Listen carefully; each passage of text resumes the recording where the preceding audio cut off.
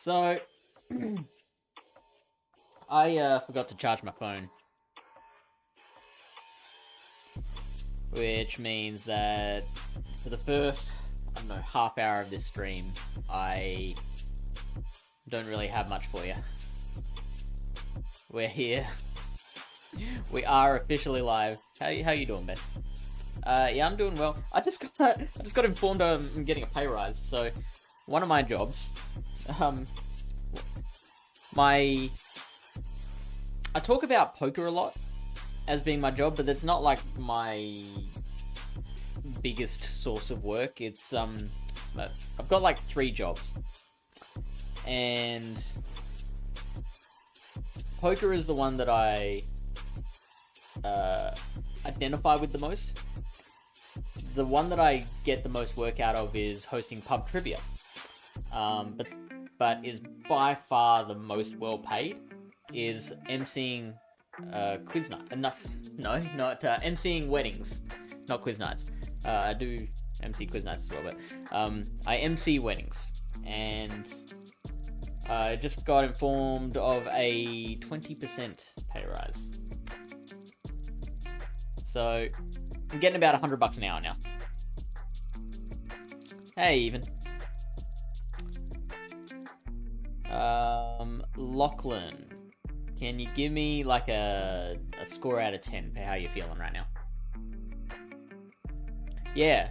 So basically, I was getting paid $500 for about a 6-hour wedding, and now I am getting 600. Thank you, Slaw. All right, sounds good, even.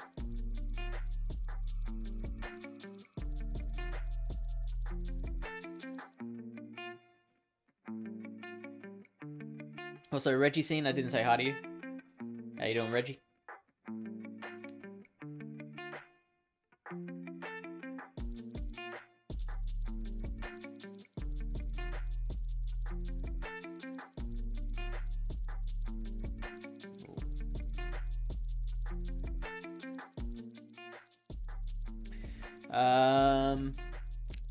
I was being used like a dorm room fleshlight in my last job and got nothing extra out of that.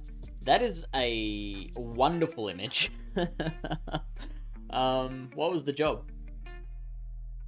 A dorm room flash. Wait, so you mean to tell me that lads in dorm rooms are sharing flashlights? That is what you're implying, right? Or just that a guy who is in a dorm room would use a flashlight a lot. Sure felt like that. Yeah, sales. Sales is just such a difficult job. Like, sales is, to be honest, I've spent some time as a door-to-door salesperson. It's so shit, but it teaches you some very good skills for life. Like, you have to learn how to just brush off rejection like it's nothing. Just like, oh, and move on to the next place. Like, no matter how they could spit in your face, and you just gotta be like, and walk on to the next place. Is that the kind of sales we're talking about, or like, is it cold calling of some kind? I was transferred to another branch just before Black Friday, being solo in a place that needs 4 people. Oh shit. Oh, that sounds rough. Slaw says, I did fast food at Subway for like 8 years. It taught me incredible patience. People just on their phone, like, sir, yeah, sir, hang on.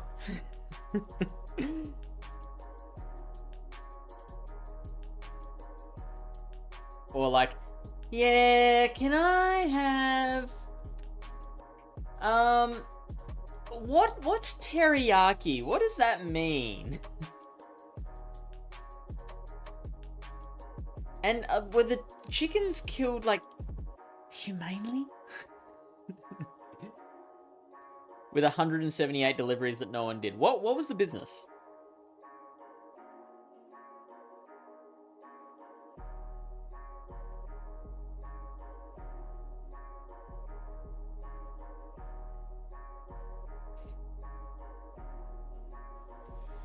Eight merch packages, no one organized.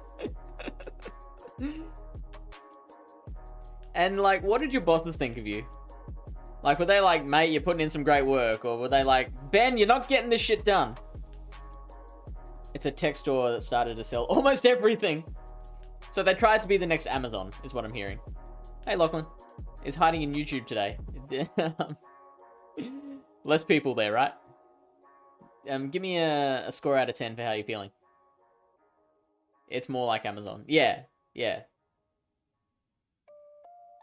Oh, right. Okay. So, okay. So you actually worked for Amazon.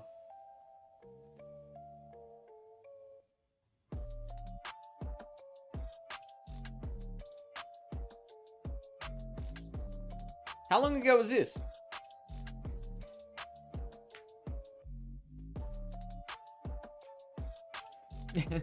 Well, I'll hand it to them. They ended up becoming the next Amazon. Or the first Amazon.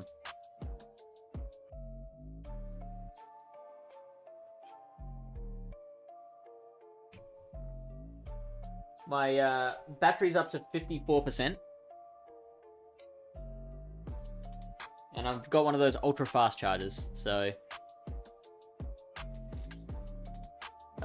it's saying 35 minutes to a full. Can we stall for 35 minutes? It's annoying because I went live like just after I noticed as well. Just before I noticed. Like, if I noticed my phone was on... It was on 34% of the time. If I noticed it before clicking go live, I just wouldn't have gone live. Once I did click go live, I'm like, well, I've made this bed. You know what? You've made your bed, now you have to lie in it, is a weird saying, because after I've made my bed, I don't want to lie in it. Like, that's the time when you wouldn't want to lay in your bed. Look at me with this, you know, political rant. Sorry to get controversial. Controversial, guys. Doesn't crash out then on mobile Twitch. Ah, really? Does mobile Twitch crash? Mobile Twitch, if I ignore it for like 5 minutes, crashes. There you go. YouTube is smart. I was staying 12 hours AM branch every day to clear things up before Black Friday. Wow. Hey, Z-Tub. As Black Friday started, I was transferred to a shithole branch alone. Like, just as it started.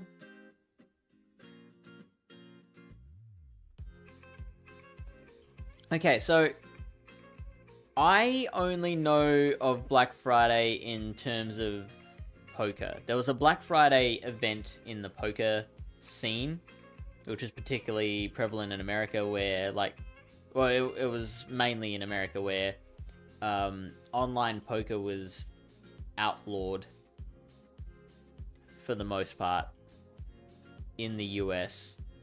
And there were a couple of really shitty operators that were like, well, I guess everyone's just lost their money.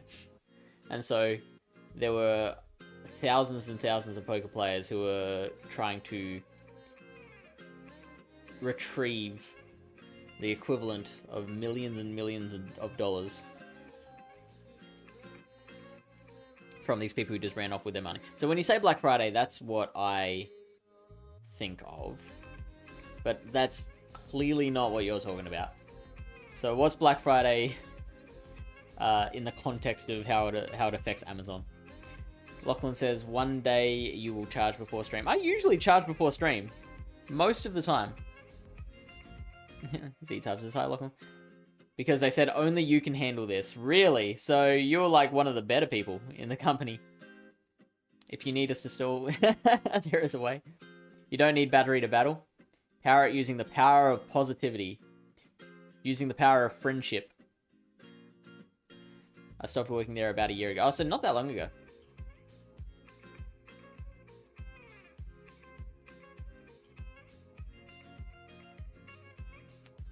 Lachlan with the dab. Here you go.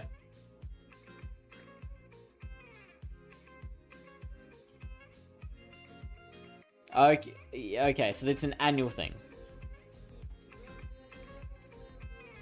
Wait, now it's coming back to me. It's like the day before Thanksgiving or something? Or the day after Thanksgiving? Black Friday is a day where you get sales like heck before Christmas. Okay. Some people had to wait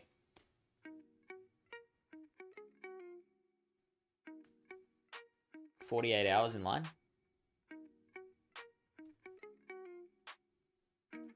Yeah, day after Thanksgiving. Okay.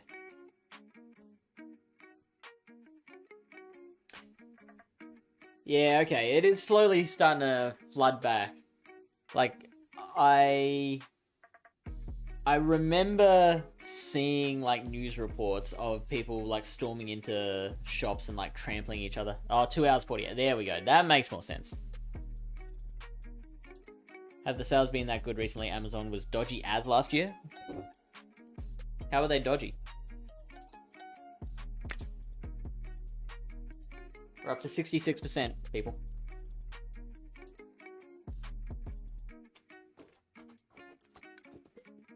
Cyber Monday I've definitely heard of.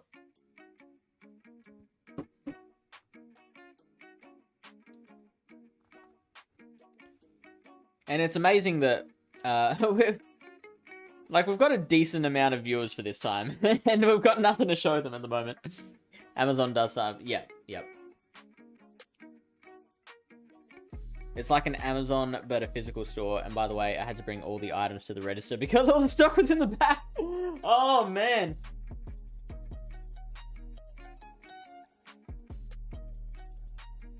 So what did they do when you left?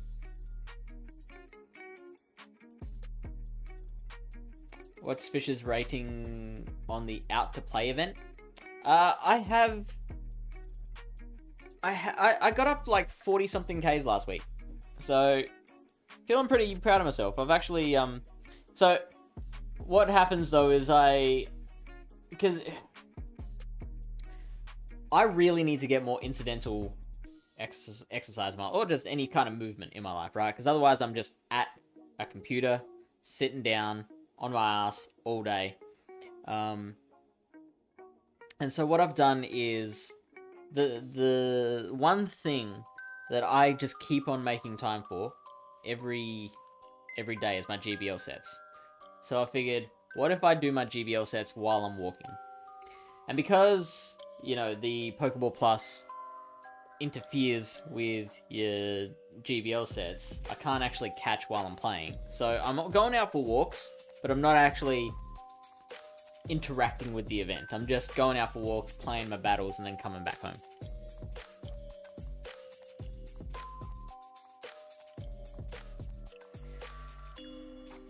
It was like 50% off, but they bumped the price up beforehand.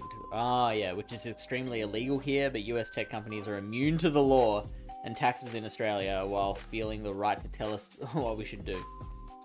Is it actually illegal in Australia? I didn't know that.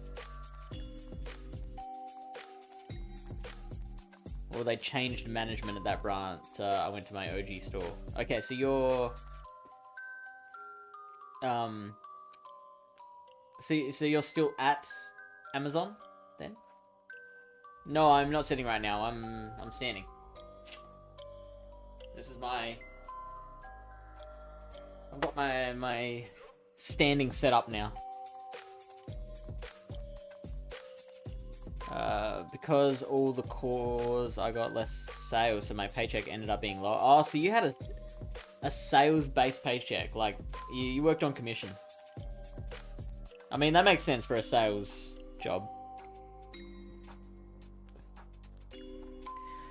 Slaw says, yeah, if it wasn't for my walks to and from work, I'd be a very stationary person. Yeah. I've always just been unable to go out and like exercise regularly.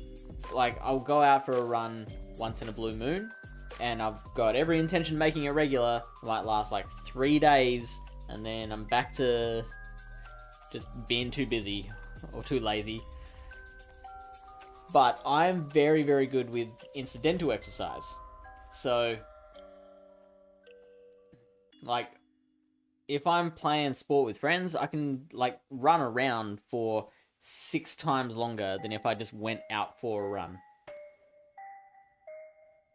I can go out and ride my bike, and I'll be, like, after half an hour, I'll be like, yeah, let's go back. But if I want to ride to somewhere, if I've got to get somewhere and I want to ride there, I can go for, like, 3 hours. I mean, there's nowhere that actually requires 3 hours to get to by bike that I'd be going, but I'm making a point. I used to do GBL sets on an elliptical or treadmill. Tough games, your heart rate gets over 180. I have sat on an exercise bike to do my, not so much my GBL sets. I think I have done that before, but mainly I will sit on an exercise bike while playing the PlayStation, or on the rare occasions that I'll watch TV, that I'll sit on the exercise bike during that. Lachlan says it's a grey area. Ben is in college now. What are you in college for? Even says, I have enough to fight me. I'm a saver for a different stream. Alright, sounds good. Even. Ended up working over 280 hours that month. 280 hours. So, like, what's that divided by? So that's like 70 hours a week, basically.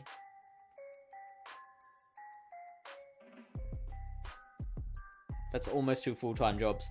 Bullshit. Hey, welcome back. Always say too lazy, because when you say too busy, everyone knows you're full of it. Oftentimes, okay, so when people say they're too busy for something,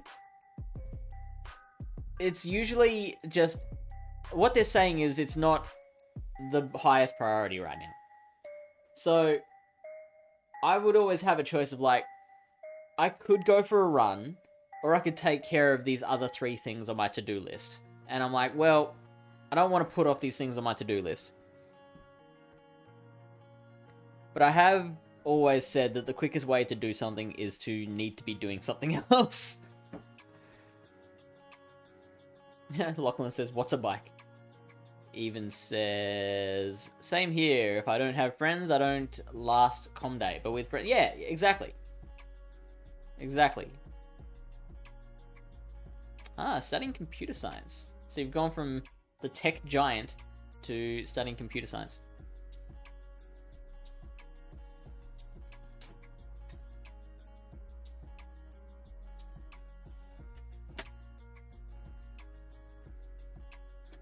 I'm trying to work out if it's raining. It's like, it was like 35 degrees today, Celsius. Kevin says, what else is on my to-do list? Well, Kevin, since you must know, this is content, by the way. Right now on my to-do list, I have to schedule in the upcoming week's streams into our Pallet Town PvP YouTube channel. I have to arrange coaching sessions for Pallet Town patrons for this month. I got to vacuum and mop the house. I got to finish up my casting reel for Pokemon Go Shark casting. I've got to arrange cover art for PvP Corner for their YouTube videos. I've got to organize travel insurance for a trip overseas that I'm taking. I've got to sort out, like, there's a thing that's wrong with my, like, on-phone calendar. I've got to sort that out. I've got to add someone to the staff, add someone as a TO in the Pallet Town staff, and I've got to pick up a book from a friend. That's currently my to-do list right now.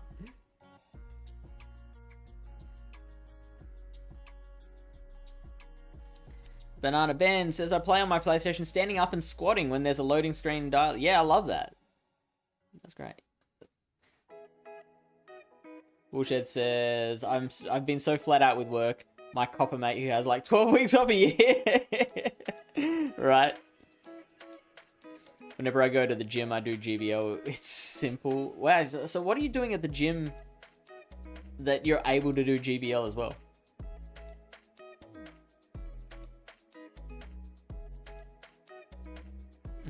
Might be more than 12. I'm 100% with Fish about having time. Whoops, I clicked away from it. About having time being a time management thing and getting your priorities and yeah, totally. To be honest, it's not my thought though. I I did get that concept from a TED talk. Lady described the story of like one of her staff who is one of those people who's just never set. According to her, she's just never got time for anything. She's always like got 3 things on the go. She's like texting while saying anything and like trying to arrange 6 different, like trying to fit things into a diary. And then one morning, a pipe burst in her basement, and she had to call someone to get it fixed because the basement was literally flooding in front of her eyes. And they said, "Look, we can get someone out there in like 6 hours time." So no, it wasn't 6 hours time. It was somewhere in the next 6 hours. We'll be able to get it. So she had to stay home and wait for this guy for 6 hours. And this lady that couldn't fit anything in her schedule suddenly found 6 hours to wait for this guy because stopping her basement from getting flooded was suddenly her top priority. Genius idea, stream podcast recording. We have done that actually. The only problem with that, so first thing is that no, I'll keep it to one thing. It makes it hard to edit if we're doing that. So you have 2 hours worth of work on the to-do list. Go for a fucking run, you lazy sausage. Okay, that's very easy to say that that's 2 hours worth of work when you're trying to make a point. Unfortunately, it's very inaccurate. Because it's not even like all stuff that just I can do. Like for example, I gotta like arrange times with multiple people to like I keep trying to email my travel agent to get back to me on the travel insurance, and that's not working. The casting reel, I've got to talk through it with I'm talking with someone else who's like a caster at the moment who's helping me with that. But yeah, it's not stuff that I can like knock out in the next 2 hours.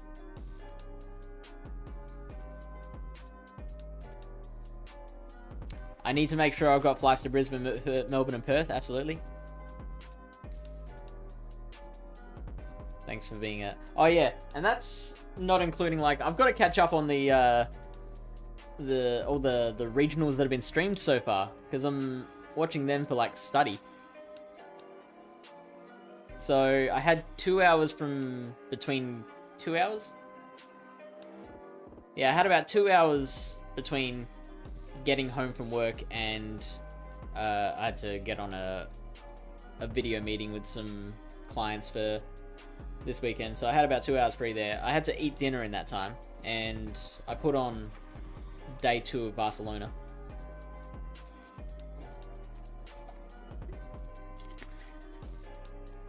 And I did that because that's a priority. More than vacuuming the house. And thanks for being a vent for my frustrations for the last 20 minutes. My pleasure, Ben. Make a go-cast Twitch and stream the creation of the pod.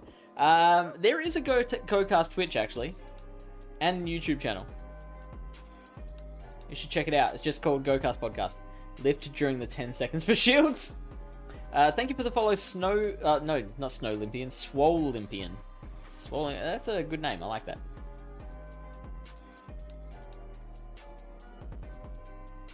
Aussie Marwal, hey, welcome in. How have you been? I'm at 88%. What do we reckon? Should I give it a go? I'll wait till it gets to 90.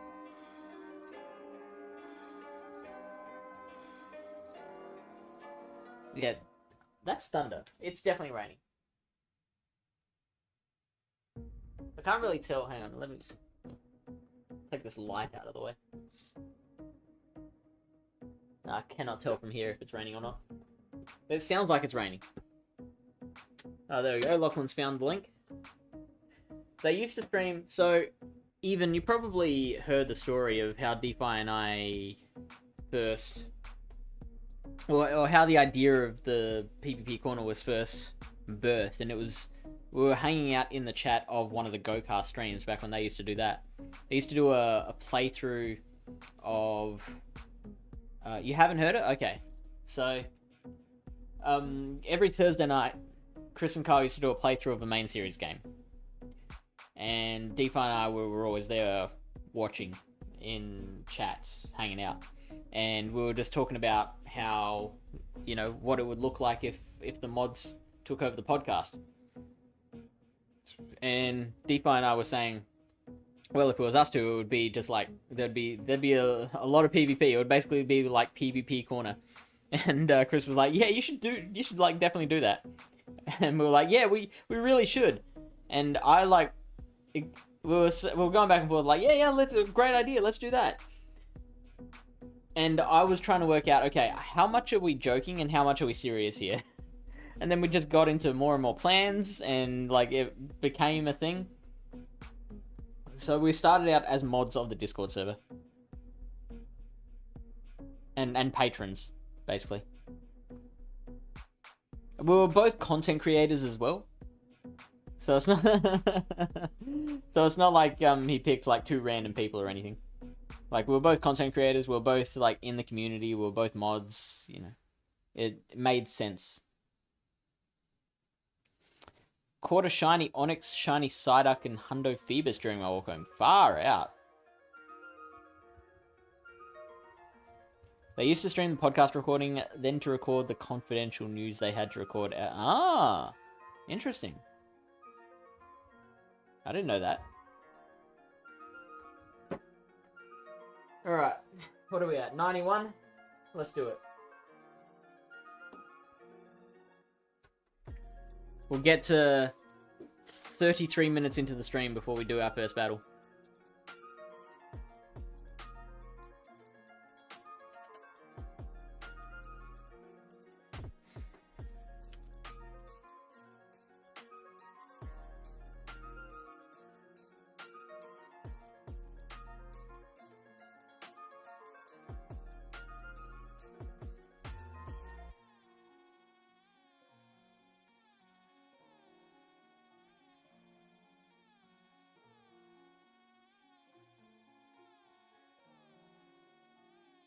First, I'm gonna catch this mid arena. Aussie Marwa says, yeah, I'm starting to plan to head to Melbourne for those regionals as I'm skipping Brisbane. Lachlan doesn't like that. Brisbane, best city. I mean, I do like Melbourne. Melbourne's a pretty good city. And Aussie Marwa, you're from Sydney? If I remember correctly.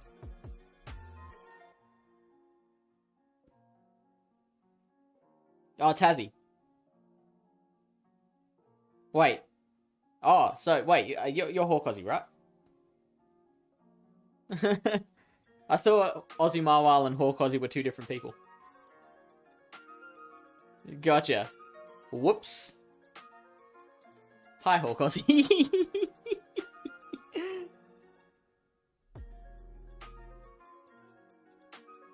I knew Hawk Aussie was from Tassie.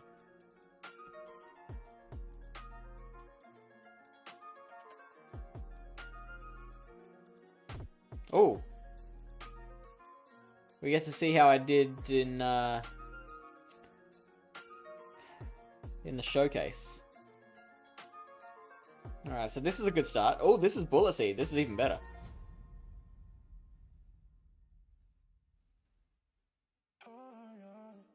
And we win CMP. It's all coming up Millhouse.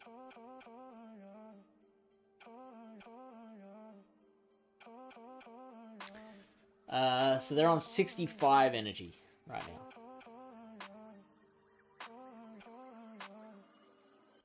Now they're on 30. 49.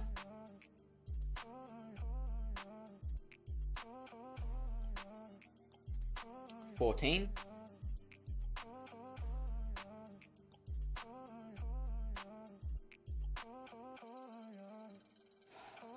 'I think I might just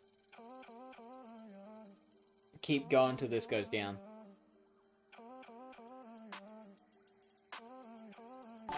So this is 7.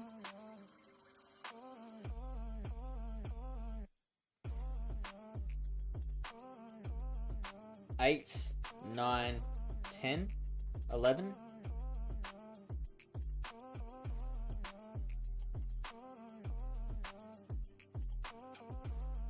There we go, there's a shield. 12. So they're 1 away from 2 sky attacks.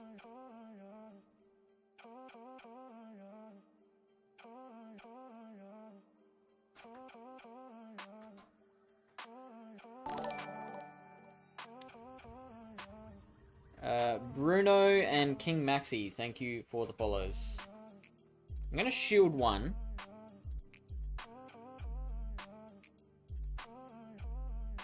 Oh, Shadow Ball. Interesting.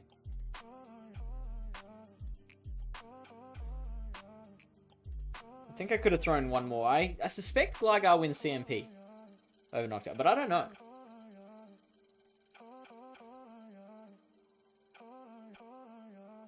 Okay, so how much energy did that...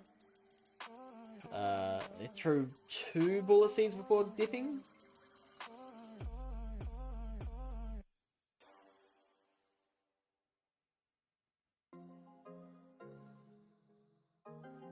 Oh.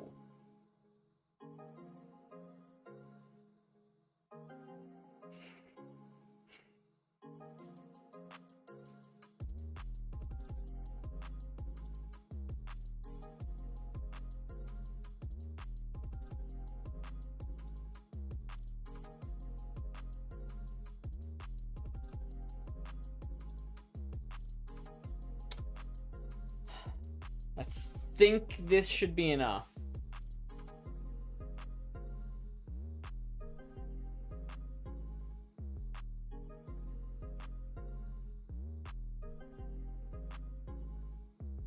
Let's go. So that'll KO.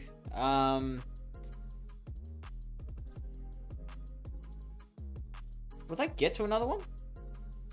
Oh, but it won't KO me anyway. There we go. GG. Oh, now it's time for Lachlan to do his sets. An entire free Incinerate. Yeah, buddy. Aussie Marwild just sticks with the Oceania Pokemon Unite community, and it just stuck. With the Unite community, how so? Because I am not much of a Unite player. Are you, like, big into Unite? As compared with Go?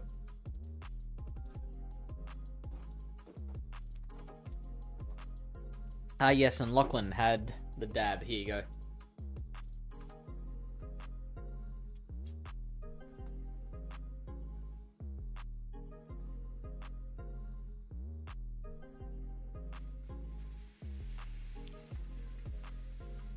I've got a lot of climbing to do again. More into Go than Unite, but if I play Unite, I go for the support. Okay, cool. That's really cool.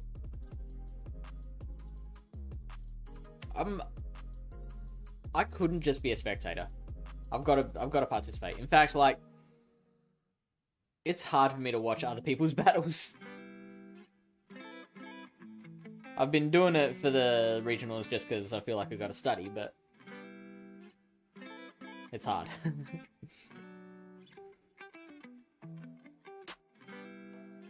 Ooh.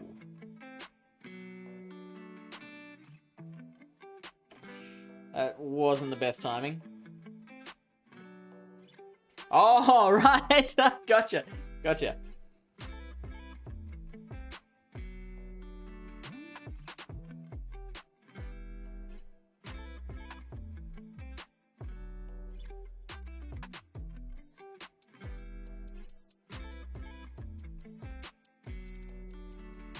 Okay, that's another flame charge. This is good. It should take me into the yellow. Yep.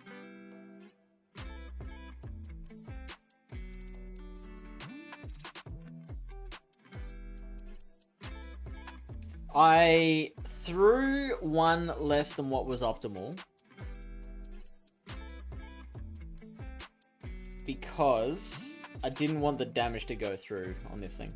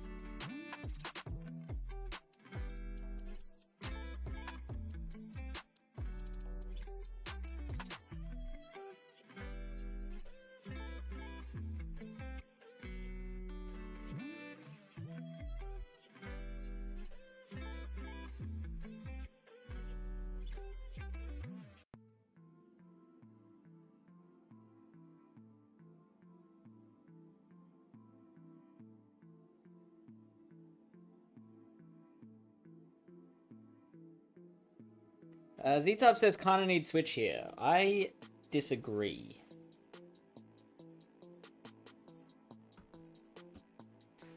Because unless you were predicting like a Swampert in the back. But give me your thought process there. Why did we need switch?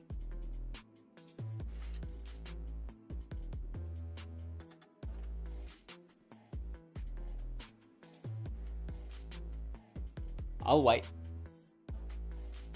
I was with a no Barmer lead.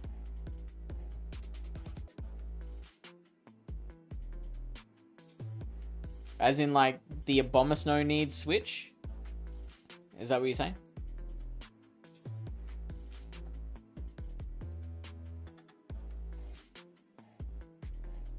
I was predicting a Swampert in the back. Okay, yeah, okay. I mean, if that in that case, then yeah, absolutely. Well, even then, I don't know. Like, Talonflame, as we know, isn't awful. Even with the shield up,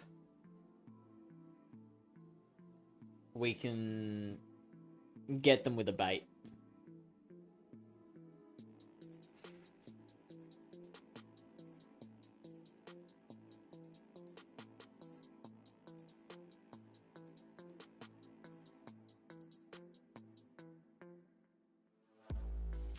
Interesting.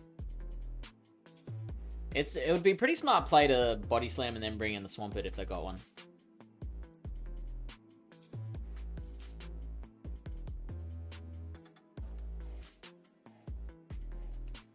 Interesting that they are staying in. Catastrophically weak to fire. G-Fisk. G-Fisk.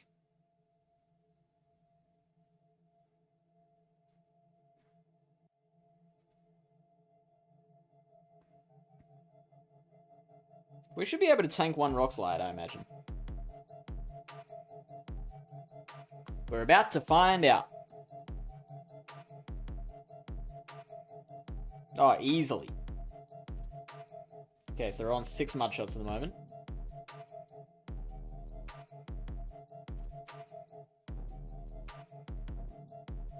Seven. Oh, wow. That was poor of them. So they're on 2. 3, 4, 5, 6.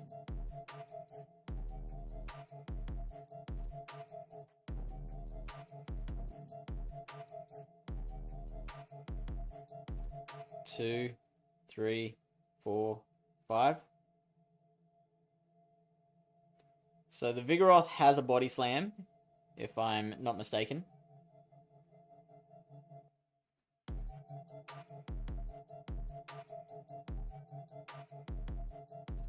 Talonflame with 2 shields has got to be like pretty much unstoppable, right?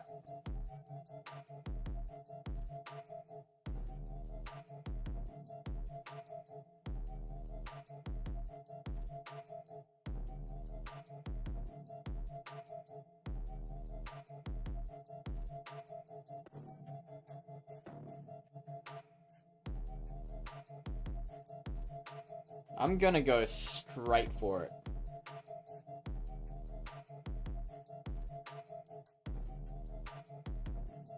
Ah!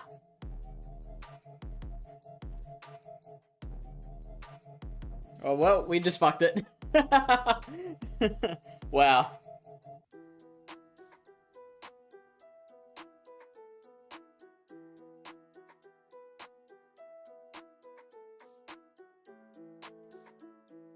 So we should have actually kept this shield.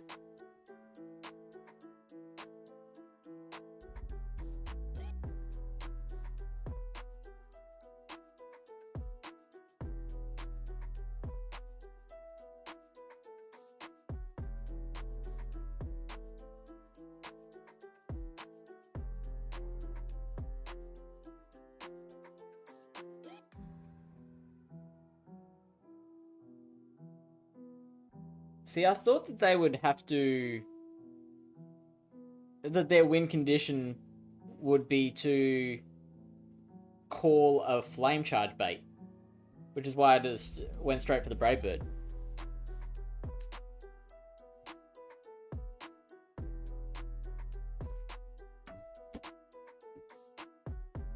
What would have happened if we had gone straight flame charge there?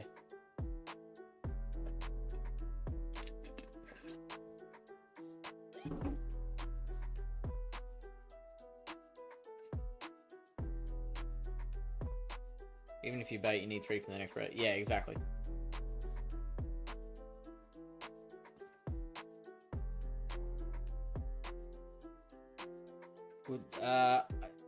I didn't think so, which is why I didn't bother throwing, but might have to check, eh?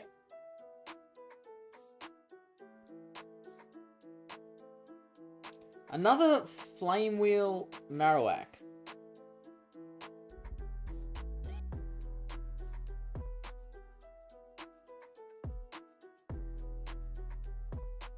I was hoping that did a little more.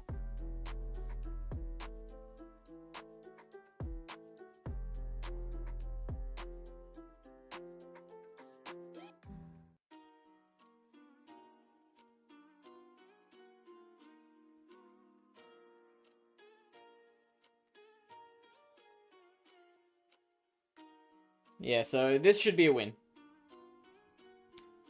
We either chip or we take a shield. And then we align Talonflame with what's-his-face in the back. Cot MP3, thanks for the follow.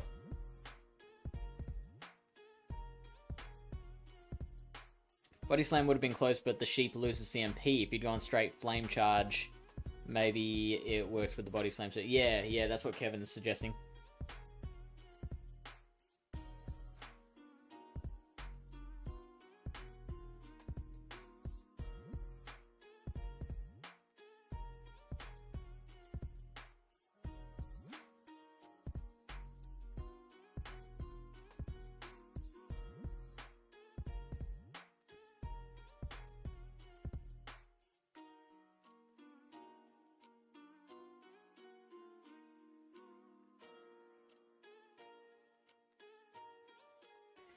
I just keep these shields for the Gligar, right?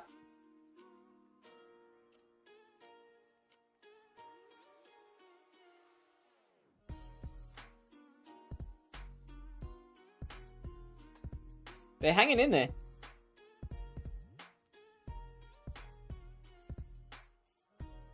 There we go.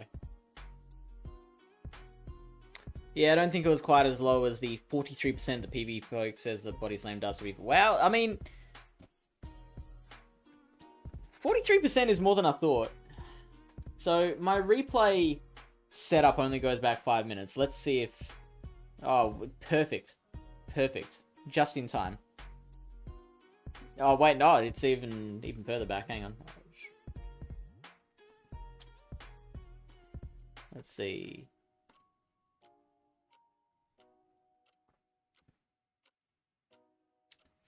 Nah, it would have lived. Just. But like you guys said, if I'd gone Flame Charge, then that would have done it. Hey, Even. Welcome back.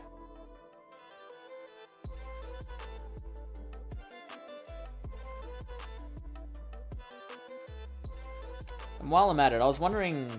Oh yeah, it's there's the CMP thing as well, yeah. Well, no, because we needed 2 double kicks to get to the Body Slam, and they needed 4 mud shots to get to their Hydro Cannon. So I think when we got to our Body Slam, they were 1 away from a Hydro Cannon. Yeah, no. No.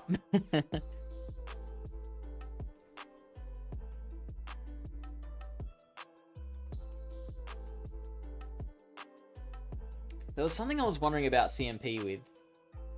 It was Gligar versus something. I thought it was 4.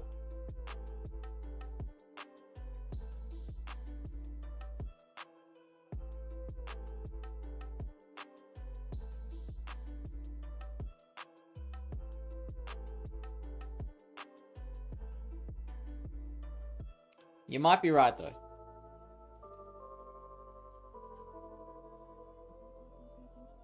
That's what I like to say. Oh, that's Water Gun. Hello.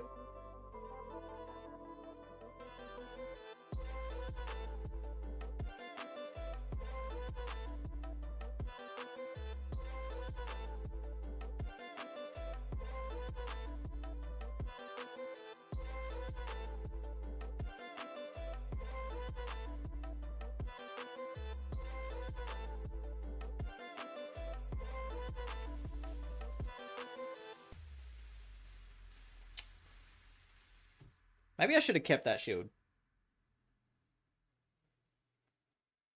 There's a slim chance we can outpace. Nope. Well, that's fine. We can probably, like, double kick down from here. So that's not bad. Oh, they do have Muddy Water.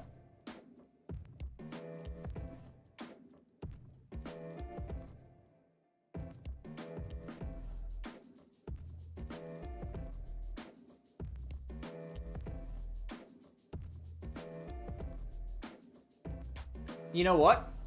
I bet you anything. It's another Mud Boy in the back.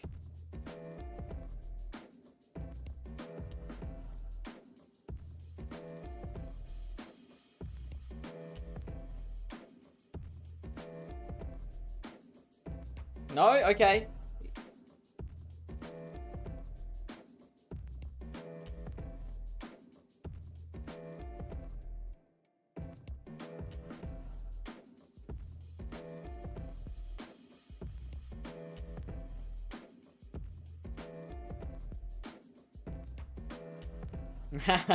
My man.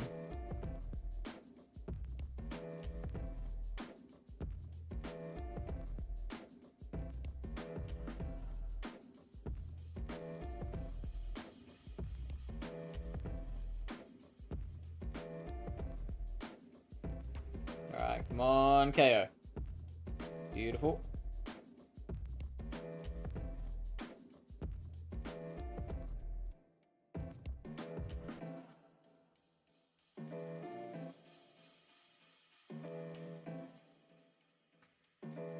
It actually would have been better, I think, if we did need one more Incinerate to take out the Vigoroth as well. Because then we could have, like, if they had decided to shield, then we could have just gone back-to-back Incinerates at that point. Did you know there's a spot where you can just hold for the fire attacks? I have seen it done. I prefer to play it a bit safer and move around a little.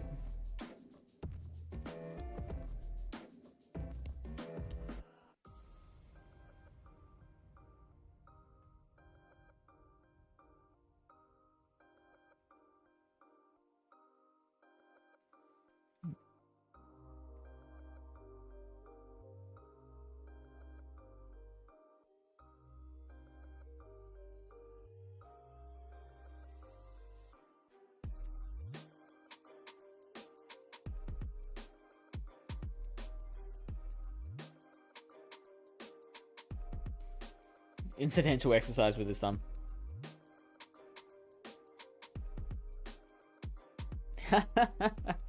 Very good, Kevin.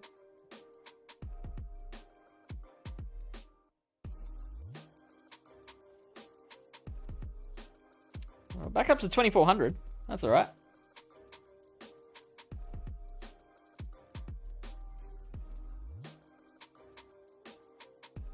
What was that analysis thing? So that's called Calci IV. So you can program it to like read out any sort of stats about your Pokemon. Like the I've got it to read out like what PvP rank it is and what its IVs are. You can tell it to, I don't know, it'll calculate how much Stardust and Candy it needs to power up to whatever number, and it's good.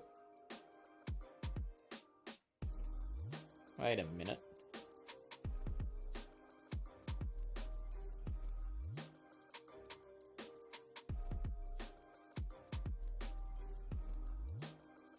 Why do I only have 3 sets recorded here? I must have forgotten to write down the last 2. Hello, not Rob May. How are you doing?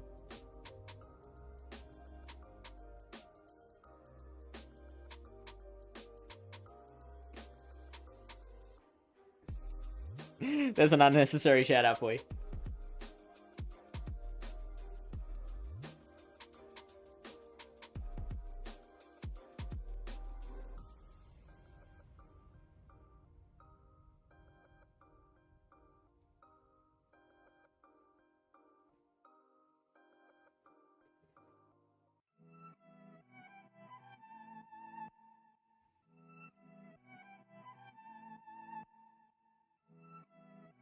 There we go. I've got 2 sets missing. We will forever be unsure of what elo I was at that point.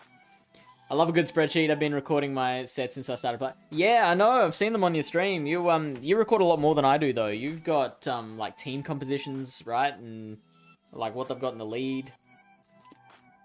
Do you record like who the person is as well, so you can like get a sense of like who you've faced before?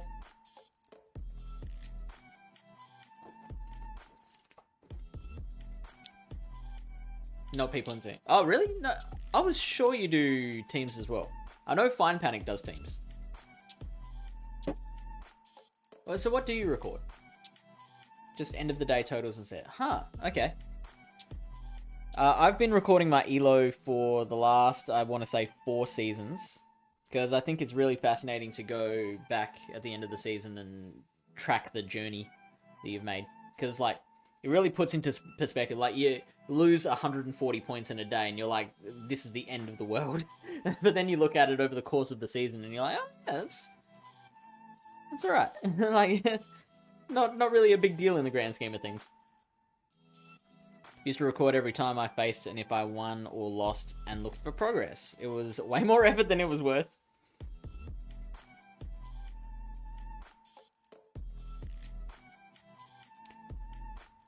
Four, 5, 6, 7. I actually like seeing how long each season took to hit Legend. Helps you. Oh, yeah, that's really cool. Oh, I'm gonna go for the payback. I'm gonna go for the payback. You're not shielding. You're not. You're not going to shield. It's just a body slam. There we go.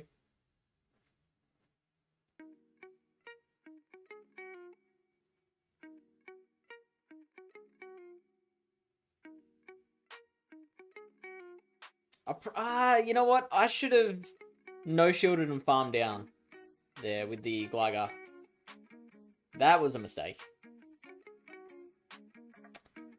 Well, that's better.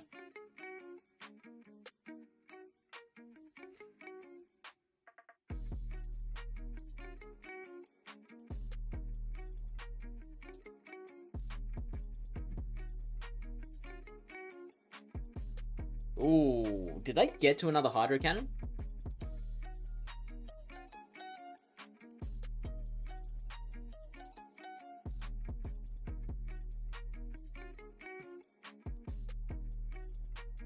Whoop. Well, that's bad. Okay, bring it on.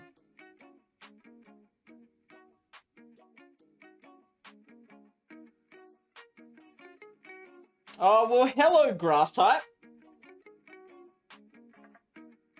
I should have kept the...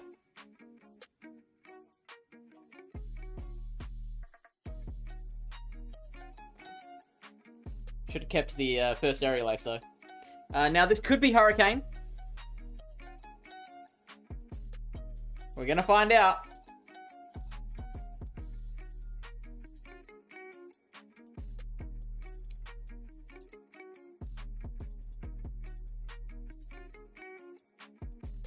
There is no way we don't flame charge.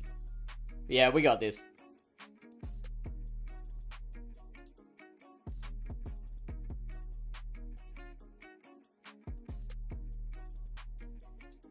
Well, mistakes were made. And just like in life, we were not meant to pay for them.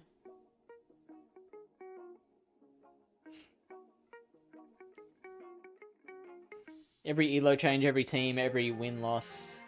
Don't do it, just don't. Where does it tell me PvP rank? Oh, there's a lot of settings. I don't know off by heart where the settings are. I think all the PvP-based information is in one section of the settings. Joke's on you. You can still exchange shields and farm down. Sucker. This trainer is currently regretting all their life choices. Fish and mistakes never. Legend wait for it. Dairy Twitch says HM Talonflame or Skeledirge. Good question. Good question. I like Talonflame because it beats Gligar. I think Talonflame does better against Gligar. Well, of course it does better against Gligar because it's resisting the digs, whereas the dig will practically one-shot a Skeledirge. Both beat Vigoroth. And both beat... What was the other one? Steelix as well.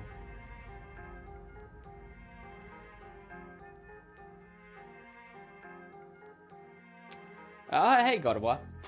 TFW, no XL Fletchender. I'm so sorry. We need Lachlan on for that. Finally got around to listen to your GoCast episode on Day 2 of Worlds. What got you to listen to that after all this time? It's interesting because, like, I think we said on the podcast, Defi and I were... also, hey, Ryan. Good to see you, buddy. Yeah, Defi and I were, like, messaging back and forth, trying to work out a time when... your music is a bit loud. We can fix that. Yeah, that is loud.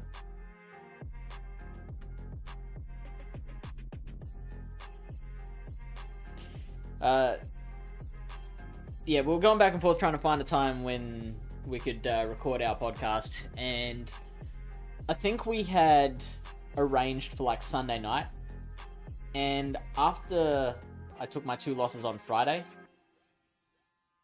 I messaged her to be like, hey, what are you doing tonight? Are you free?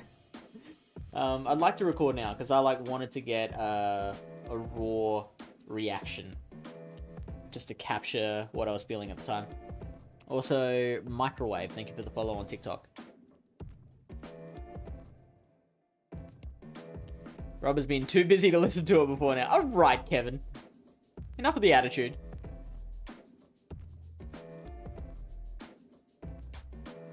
Lachlan says, give me 5. I'm just trying to add more PvP podcasts for commute that are well constructed, and you guys finally separated from GoCast guys. Yeah, that was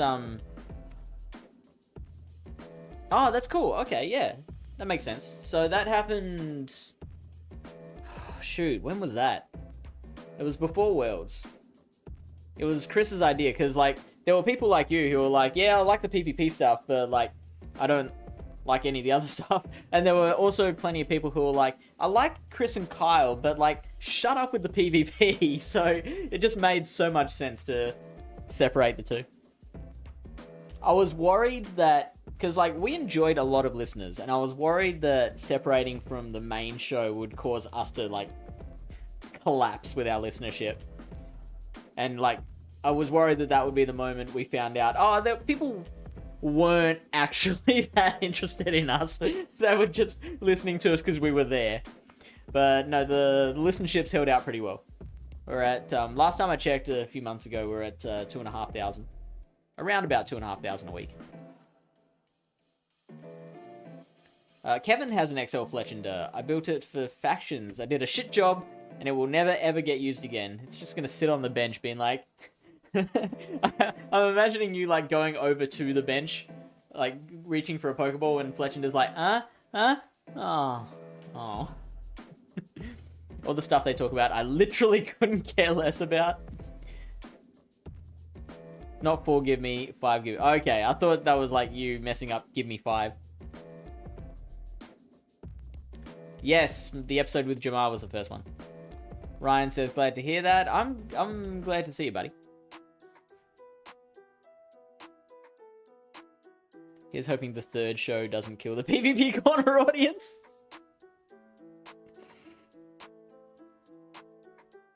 Why did you build an XL Gothitelle?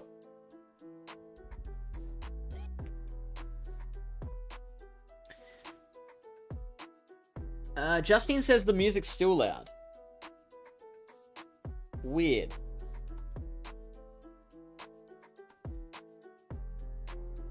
Alright, so now it's at like 25%.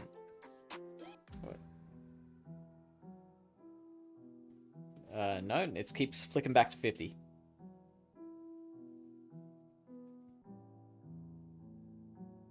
Now I didn't keep track of that. Yep, Braidbird and Dip.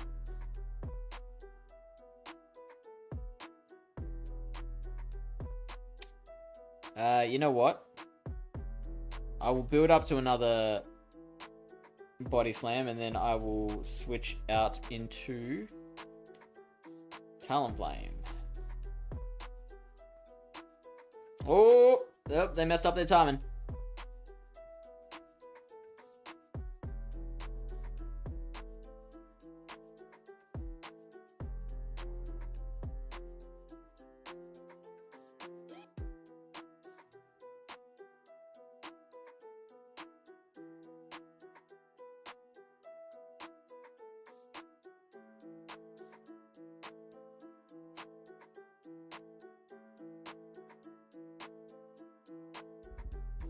Oh, interesting.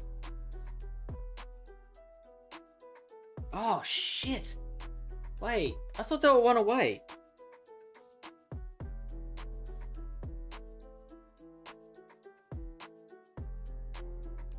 Shit. Oh, that might have cost me the game. Probably cost me the game.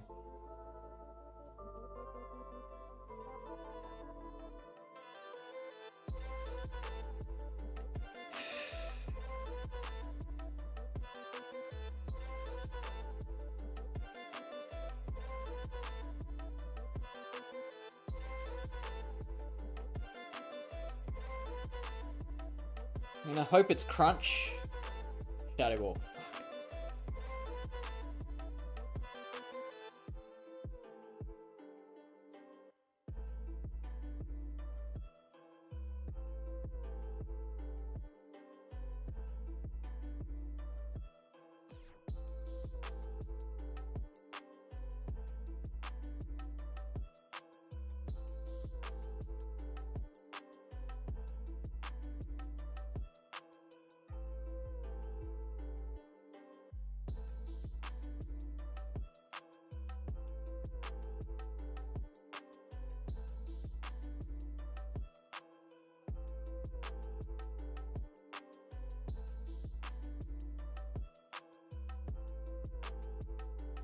I wanted to wait till the very last possible moment. Alright, see you, Rob. Thanks for stopping in. It was some cup where it was only one of 2 confusion users and I wanted to do double confusion team. Yeah, the music should be fine on Twitch, but yeah, TikTok is still complaining about it. Somehow.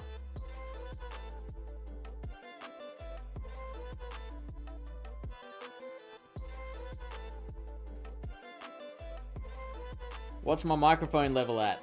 The microphone seems pretty quiet. That's probably the difference there.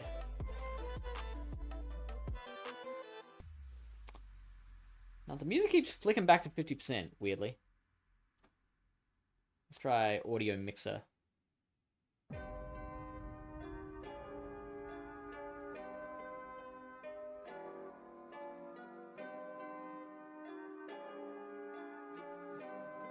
Yeah, well, that's the best I can do, unfortunately. Hopefully, it's fine.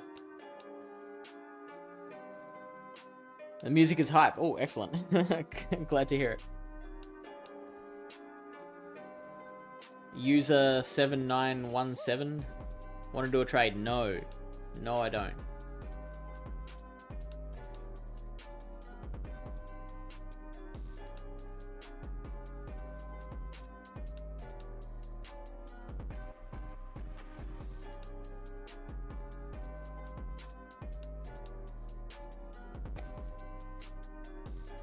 Still loud. Fuck.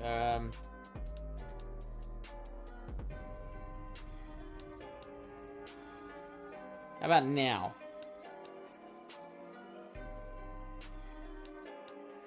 Another water gun swampert, eh?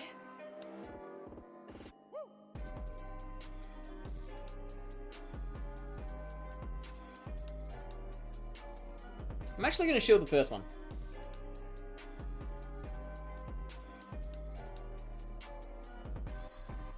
Fuck.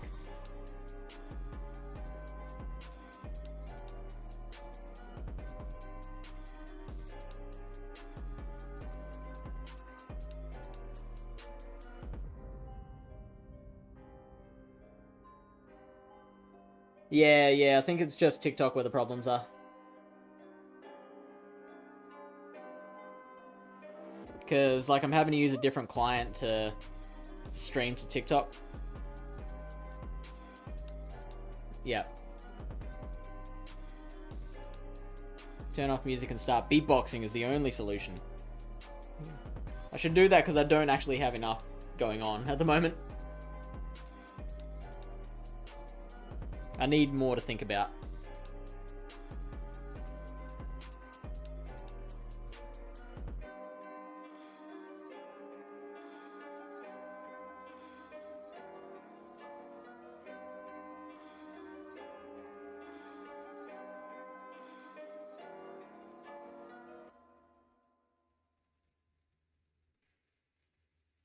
I don't know who Dylan is. Swampert beats double in CMP, doesn't it?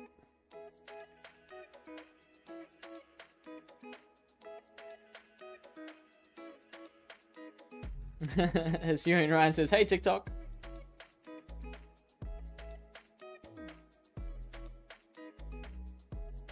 Oh, there's a TikTok chat. I was like, where are these message fishes responding to?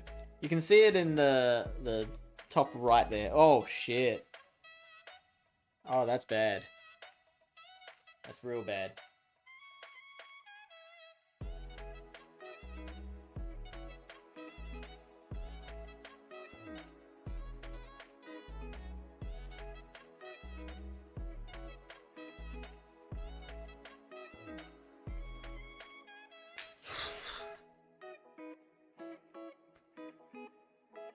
Yes! Yes! No!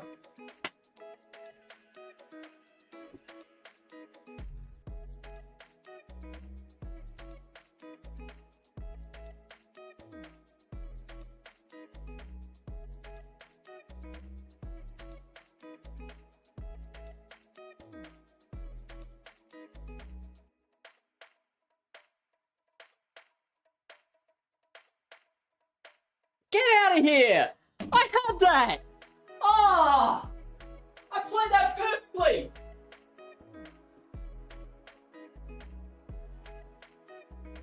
know!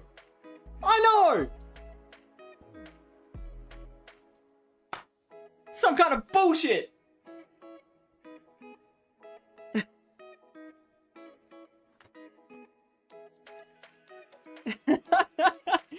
I don't know, that wasn't lag. No, I can't. I'd love to blame lag, but no, that was I think so, right?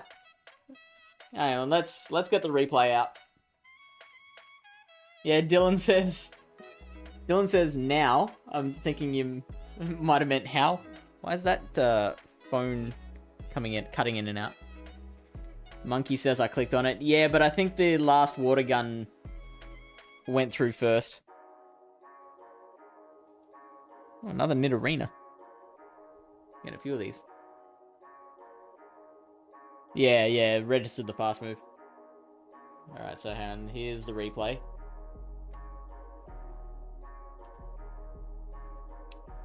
So if we'd won CMP, then that's game over, right?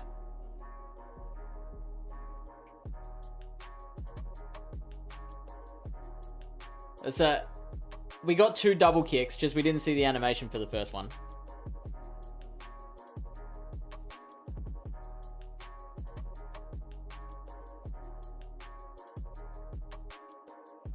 Yeah, that was 3 water guns.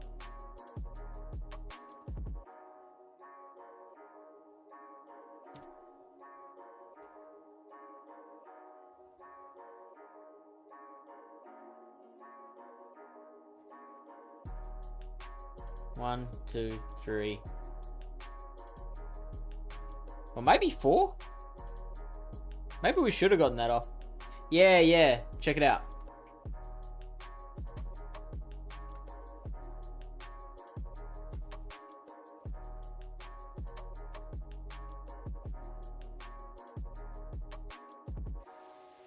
So the double comes out and then you see the energy go up. Oh, you probably can't see my mouse. I'm pointing at it. One more time for the people in the back. It comes out and then the energy comes up and then you see the animation for the second one. With the stupid pause between the second and third because the third was fatal, maybe. Yeah, I think that's what happened. I definitely don't think it was, like, I'm not blaming lag for that one. Dylan, not now. It's too time consuming.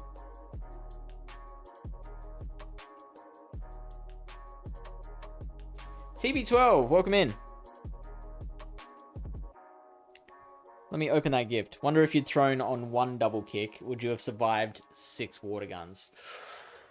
Ooh, I think they would have gotten to a move though. Surely. Monkey says, why did that person use water gun, not mudshot? I'm confused. Mudshot is faster for energy. In this particular meta, a lot of people are going for water gun because the matchup between Gligar and Swampert is actually really difficult with mudshot because a Gligar can survive a Hydro Cannon from the Swampert, and the Mudshots are obviously doing nothing, so it allows the Gligar to get to extra moves. So a lot of people are using Water Gun Swampert, Water Gun Quagsire, Water Gun Whiscash to help with those matchups.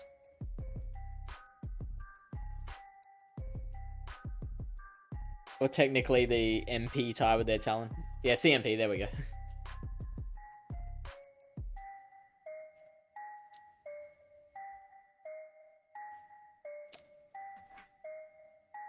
I'm gonna try and unplug and replug this phone, because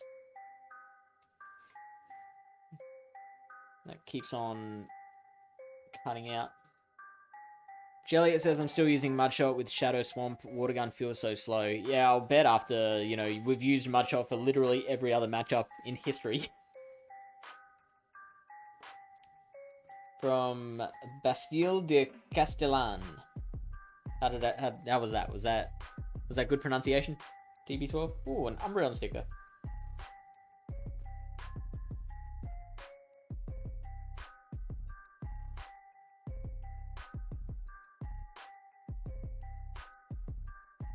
I want a bubble Swampert, as I think the animation would be great. I agree.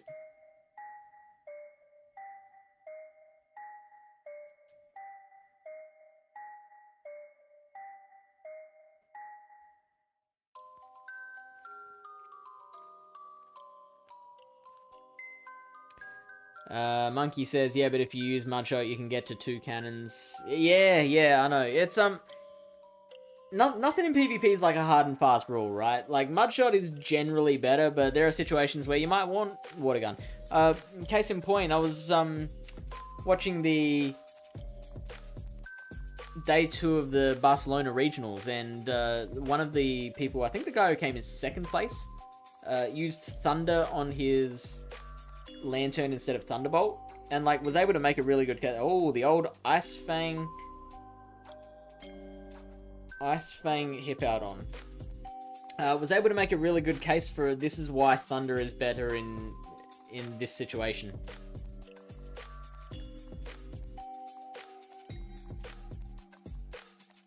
Not bad, but was Bataille of Castellan? Oh, fuck. Oh, that's annoying.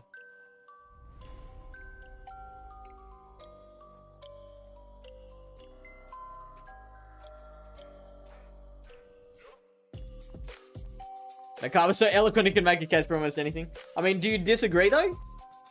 And the attack drop?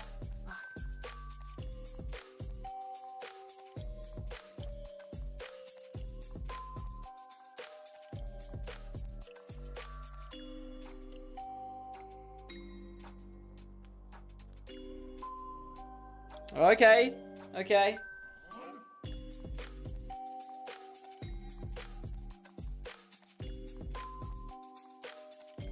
This could work for us. This could work.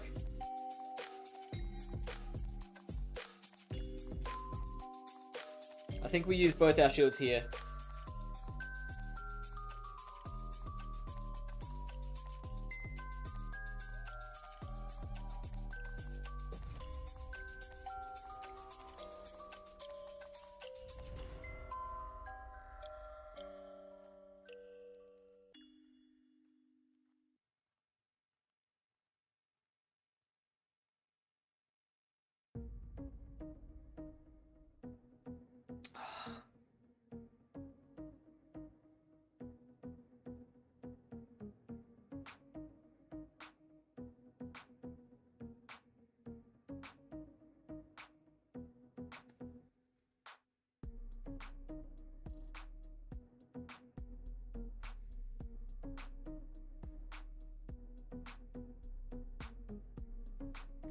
Because if we'd shielded that, the Vigoroth comes straight out with a body slam.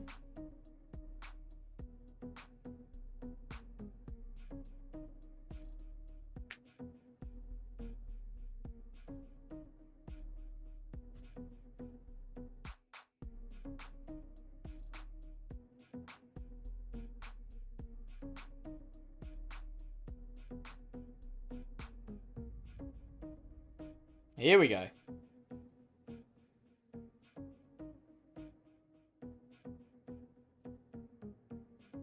The hippo was rough.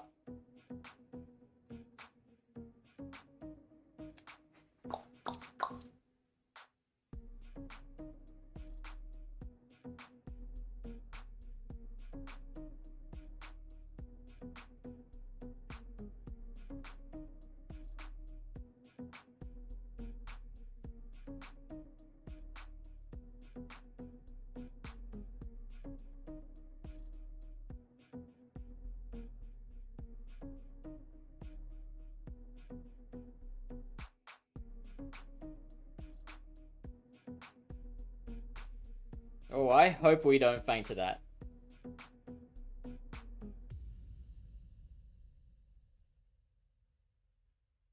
Oh, shit. Shit.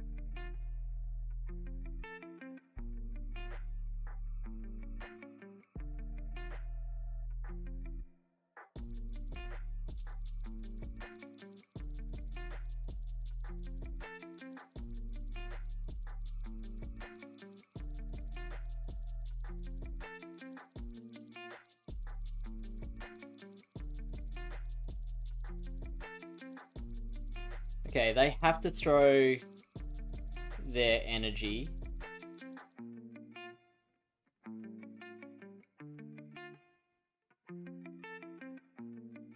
So now it's going to come down to who wins CMP, Talonflame or Skeledirge. I feel like it's going to be Talonflame, but I ain't confident.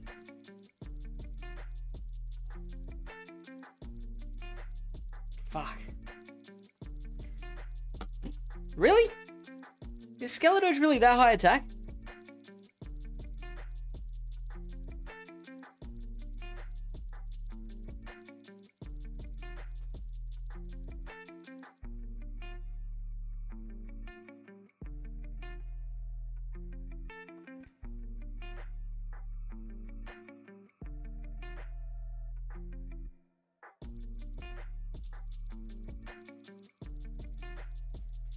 Oh, are you kidding me?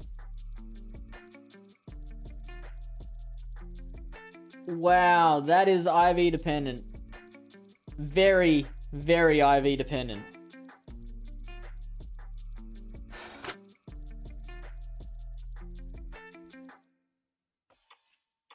Okay, and what was the other thing we needed to know? Like, there was something else I wasn't sure of.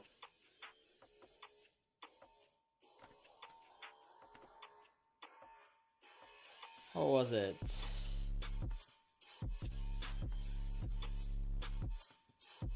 Was it how much a Brave Bird would do? No. Oh, it's the play of like flame charge into double. So if they tank the second, so if we tank the second flame charge, then we don't get off that second body slam.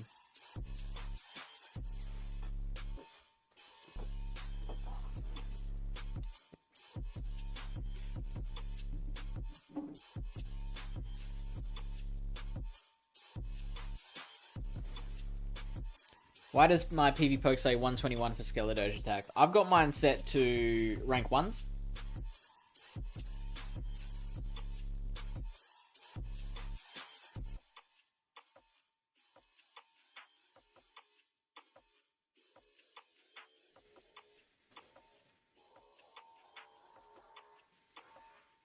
Yeah. Yeah.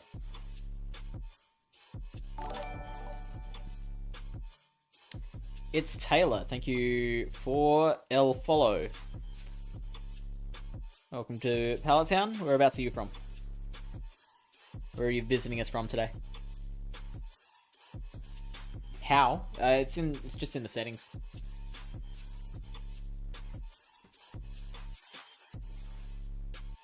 Do you recommend that over using the average setting? So, Yusei Furu once told me that generally if a Pokemon can beat a rank 1 of an opposing Pokemon, then it can usually beat...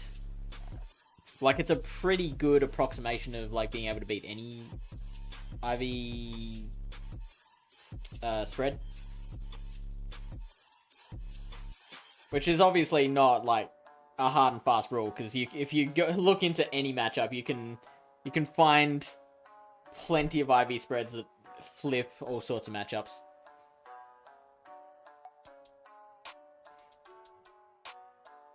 But just like in a general sense, if you can beat the rank 1, then like, go for it.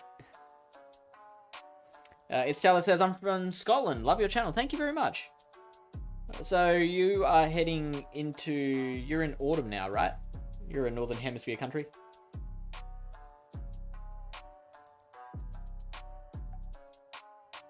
What's autumn like in Scotland? Is Scotland like England with its weather, where it's just like rainy all the time? Rainy and muggy? Ooh, that's a little gross. It's a little gross. Very wet.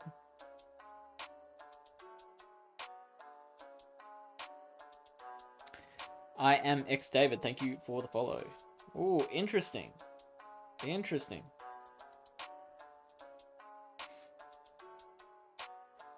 Big Howie, Scotland is worse in that respect. Really? Because I hear many unfortunate things about England and their weather.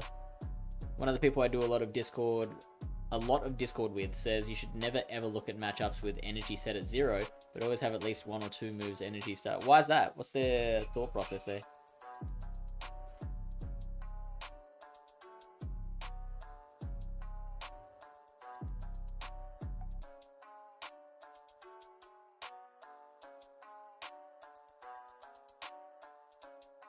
Scotland sounds like heaven.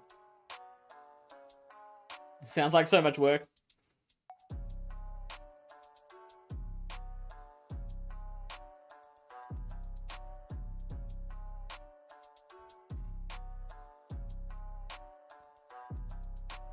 Cold, wet, and windy every day. More so than England.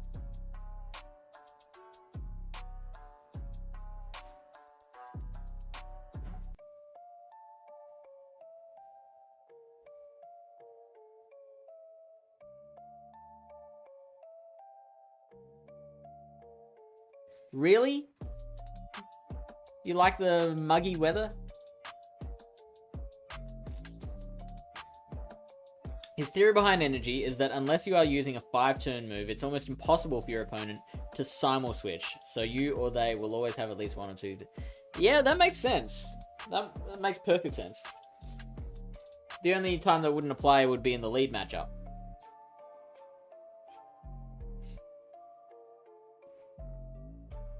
Which is a very important thing to know. Like, you need to know how they do on 0 energy for the lead matchups. Snow, I wouldn't mind. We don't get snow in Australia. So, I would love to see snow. But the muggy, cold, wet, windy rain, nah, no thank you. Scotland is beautiful to adventure in. Okay. I do like a good view, like a good hike.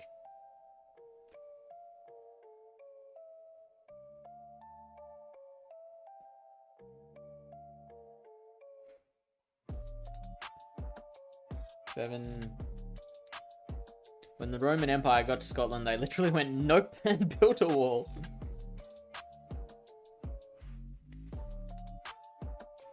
8, 9, 10. Do we win CMP? Good to know. As a Canadian, snow is great, but ice storms suck. Yeah, I can imagine that.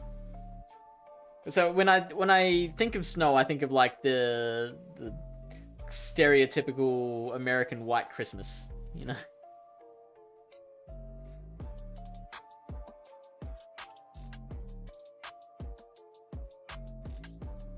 Oh, nice catch, trainer.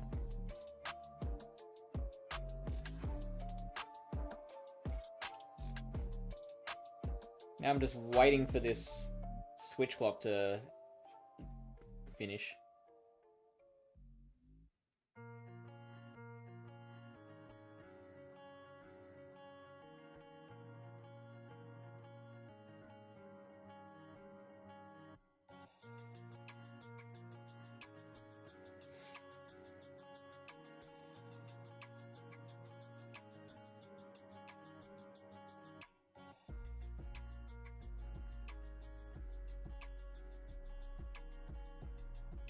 Nicely timed.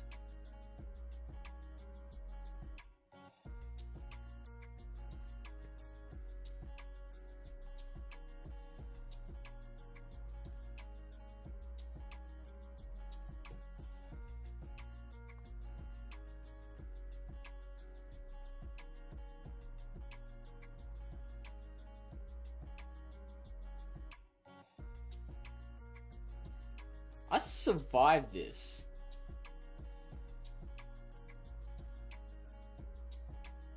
LFG.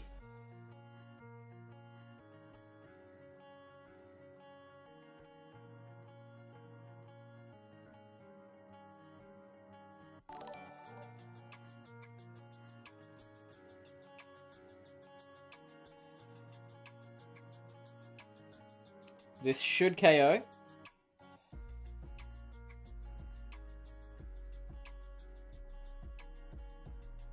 What do we got? Oh boy. Oh boy.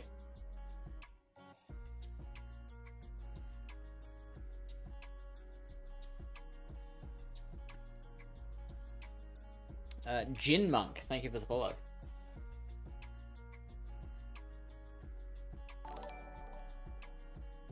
Oh, Shep, what up? Oh, and Ghosty ZA with the raid. Can we get a shout out?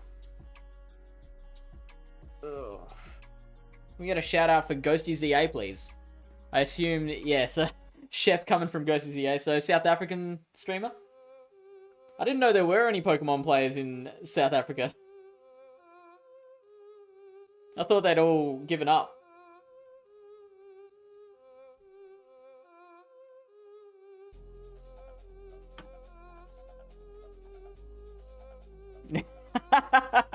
Look, I'm not gonna allow that, but point taken. Sapper in the house. I don't know what. Oh, Sapper. Yeah, right. Sapper means South African. Got it. How was your stream? What'd you get up to? Sunshine Cup or Ultra League?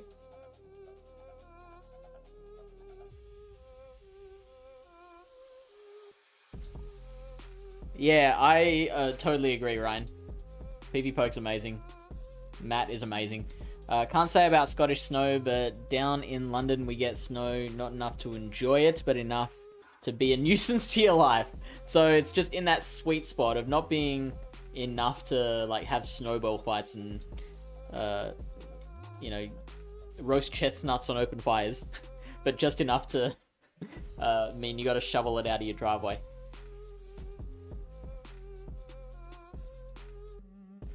Didn't SA beat Oz in Gym Breakers? Good question. I probably did because I wasn't there.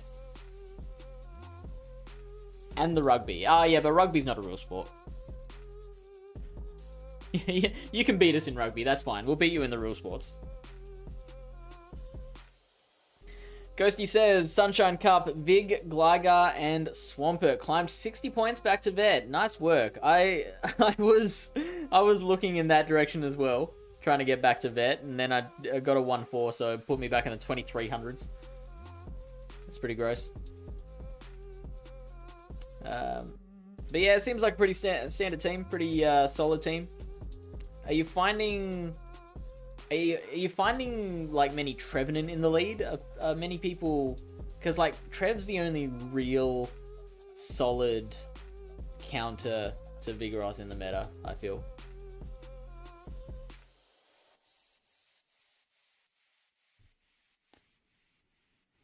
Came to see what I'm running and how it's working for me. So mixed results. We've gotten so far tonight a 4-1 and a 1-4. So and this set is 2-0.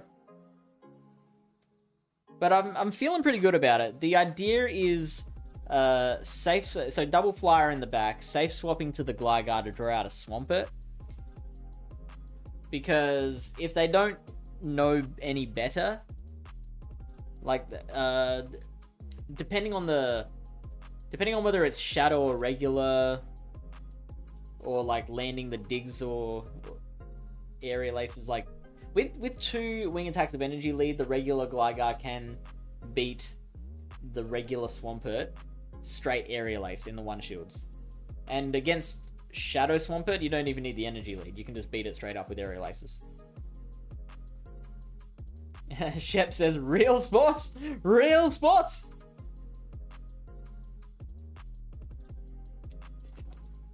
Yeah, like, you know, Aussie rules. Ryan says, like, I would pay for PV Poke easy, and it's just free. Wild. They do have a Patreon. They don't advertise it a lot, but PV Poke has a Patreon if you want to get involved with that. Ghosty says, in 5 sets I saw a 1 Trev lead. Lots of Vig or Pidgeot or Swampert. So how do you play the mirror? Do you just play that out, or do you swap to Gligar? Oh, there you go, Shep. Shep bringing up the Patreon. Ryan says, seen a few Trev in the back. Yeah, I mainly see them in the back. Aussie rules played worldwide. That doesn't mean it's not a real sport. It means you're trying to stick with something that just ain't working. How's the Rugby World Cup going for you? I don't know. And I don't care. No, I do care. Tell me. How badly are Australia being beaten? Problem with Trev is it handles big, but the other normal fighting things handle it out. Yeah, totally. Yeah, so like Trev is really hard to run in this cup.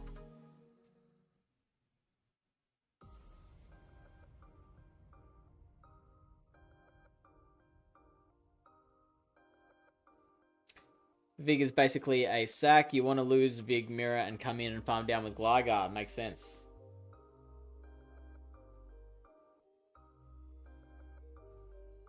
So they've done the same thing I did, basically, which was body slam and then dip to their own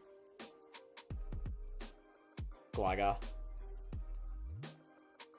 Oh, you're running the Fire Chicken, Ryan. Aussie's also hosting the Rugby World Cup 2027. Well, I will reserve my interest for 2027.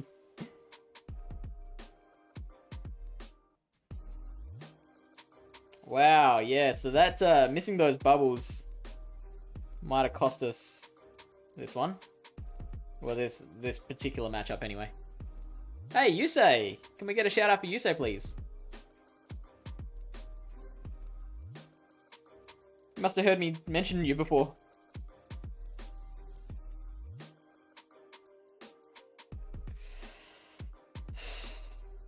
I'm gonna let this go. Because I feel like Talon needs the shields in the back. So what's a Vigoroth lead, Gligar, maybe running the Ghosty team.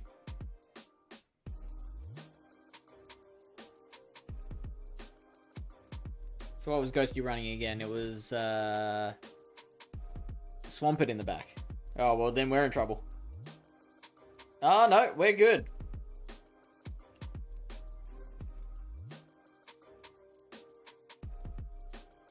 We swap straight away. 2, 3, 4. We can let the first one go.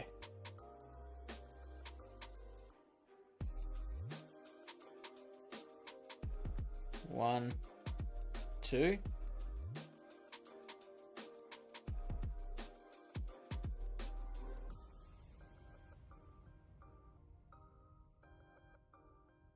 Three, 4, 5. Yep, nice timing.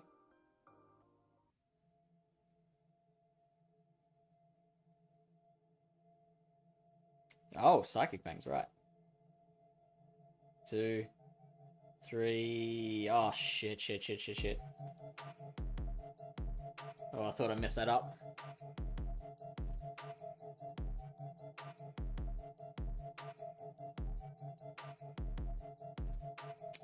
I did mess it up.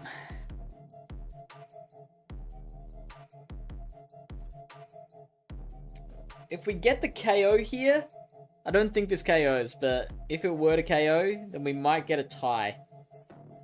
Oh, it does KO. Oh, no, wait, they had more health than I remembered.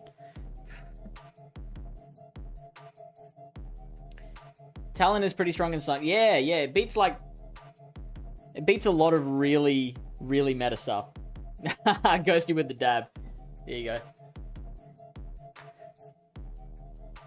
And Shep with the open my gift. Are we still friends, Shep?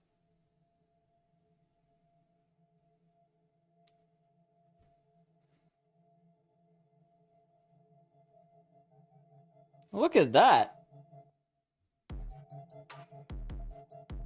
From the Croydon Bowling Club in England, United Kingdom.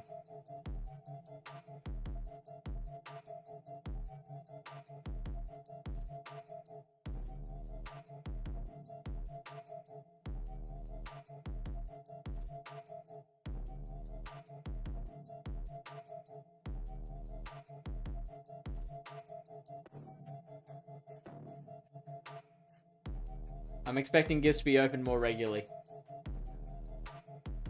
But Shep!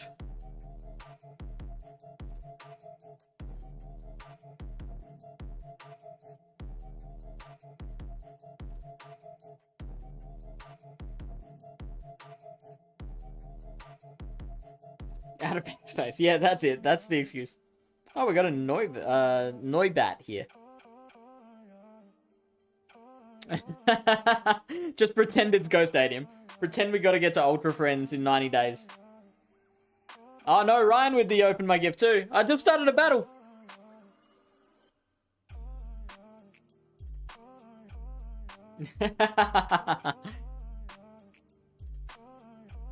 I'll get extra bag space just so I can store an extra 919 rare candies. Okay, so this is where we want to see the Swampert. Oh no, people understand, All-Star. People know.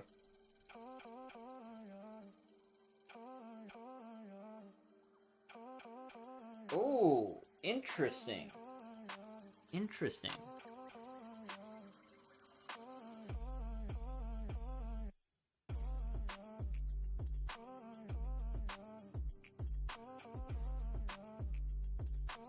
I could have tried to catch a dig.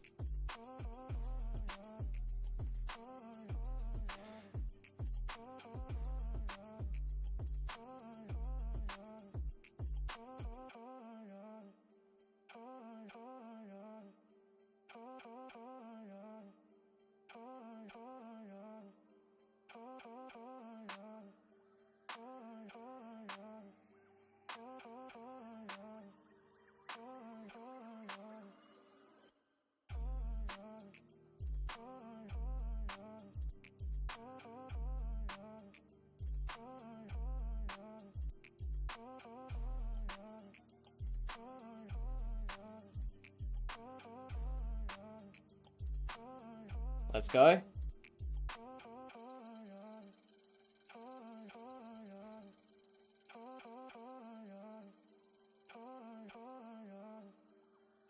Wasn't sure if they'd bring out the Swampert or, like, they've probably got another Gligar in the back, maybe.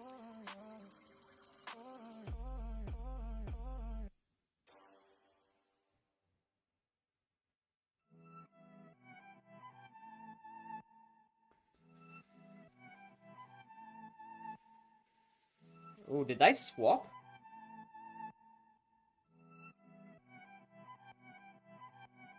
No? Weird. Why are they building up so much energy?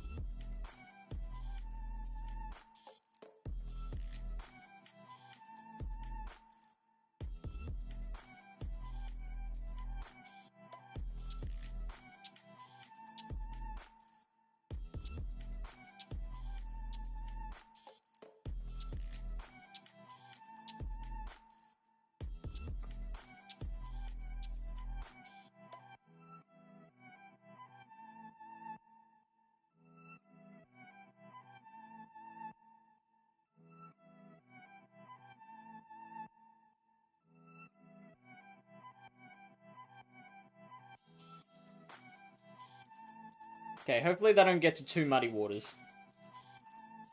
Oh, well, they're fine. We're fine.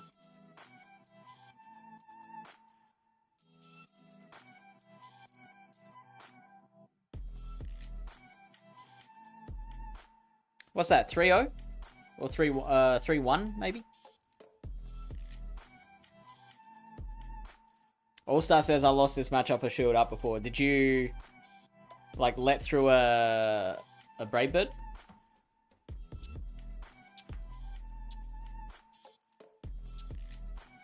Thank you, Ryan. And now, yes, I gotta open your gift.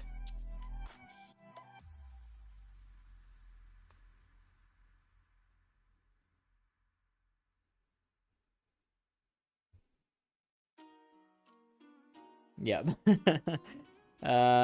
From the University of New Mexico entrance. I imagine that would be a nice place to play.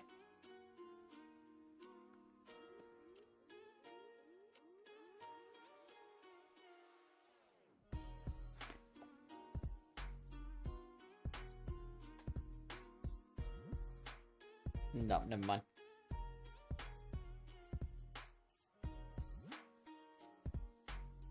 Yeah, right. Whereabouts is that? You're a US guy, right? Hey, Holtz? Right. Right. Did you miscount, or... You're from Washington. Cool.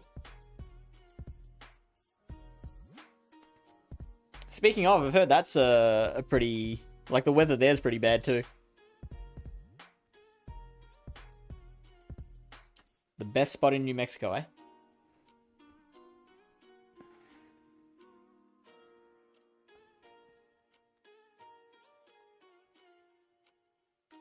If I was baited, the chances of losing would be almost a guarantee. So you let through. Okay, well, that's fair enough. Like, you can still, like, lose there, and it can still be the right decision, if that makes sense.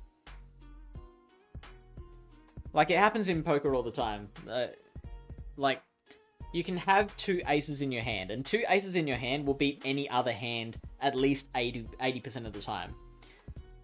But then that means 20% of the time, up to 20% of the time, you can get all your chips in with pocket aces and still lose. Does that mean it was a bad decision to get all your chips in? No. It just means you happen to find that 20% that it didn't work out for you.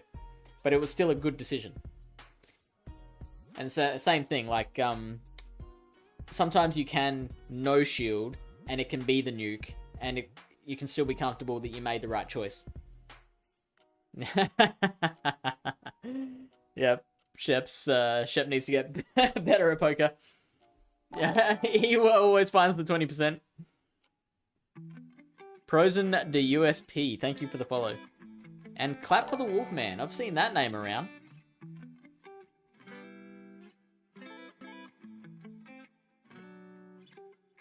Talons on either side are just a roll of the dice kind of thing. Yeah, well, especially if you're starting from the same energy and shields. Oh, it was number 5 at this showcase. So, not bad. 800 Stardust, 2000 XP, and that's it.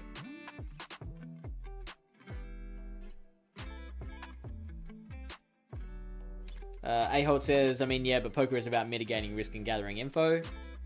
Yeah, it's not an exact analogy, isn't it?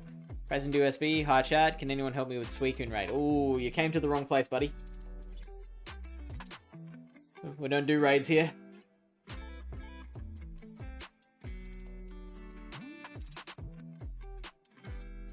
Claim your research task. Fine. After this battle. Remind me again after the battle.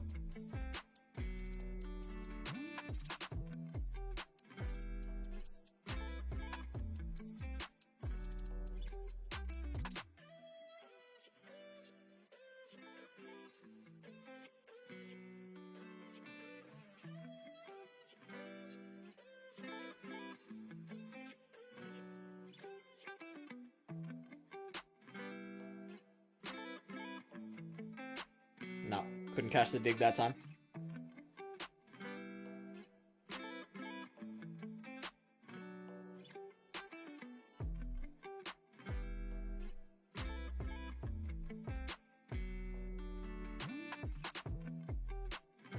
Yeah, we'll guess for both of them.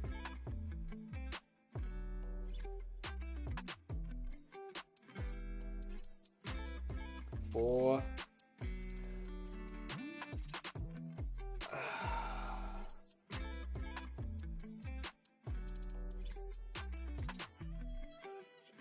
One, two, three.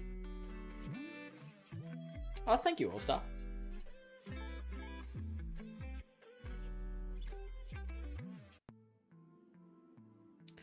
Four. What was the lead again? I've already forgotten. It was Gligar.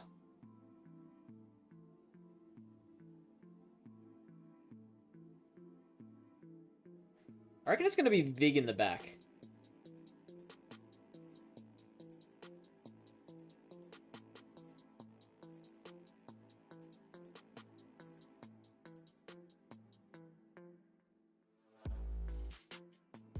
We've got to go the full payback, unfortunately.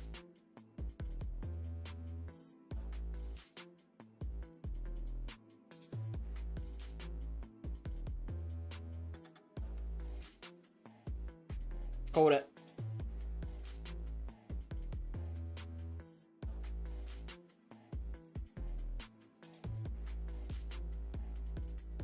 The body slam does more, right? Oh, that did a shit ton. Maybe we should have shielded that.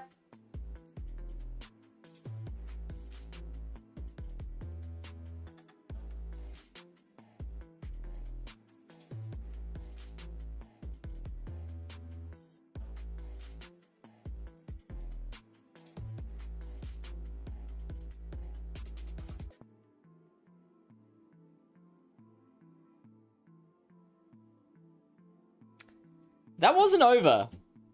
I probably...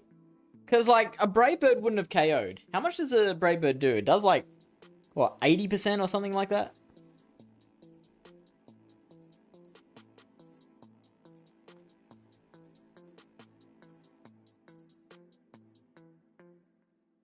Not even 72%. It was boosted, wasn't it?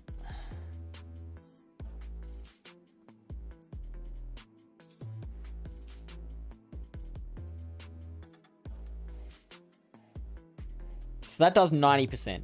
Okay. So then, like, double kick would have done it from there, right?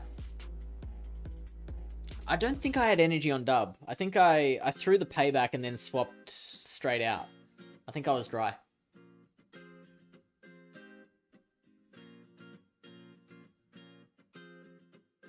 Lyle says, yes, it was clueless. I don't know what you're referring to, but you're probably right.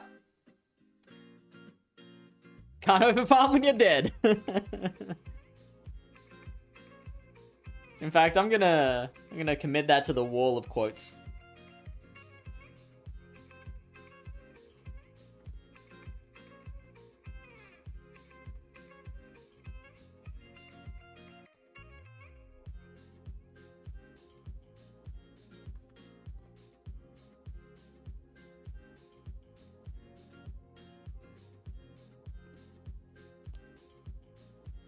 There you go. If you'd like to see previous quotes that have appeared on this channel, type in !quote.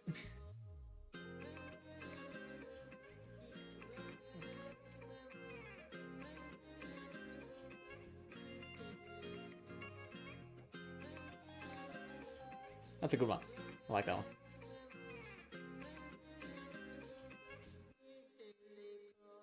Alright, so we've gone 4-1, 1-4, 4-1 with this team.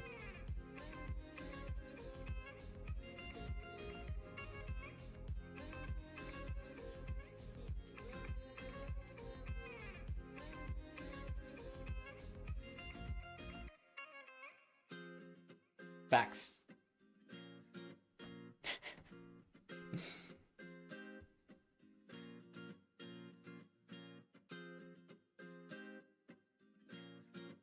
That was a true thing that happened.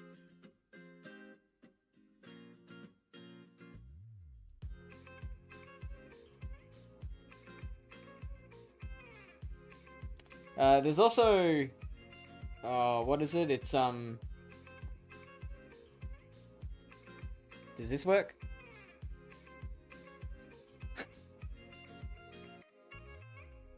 There's not many of them, though. I think there's like 6, 7.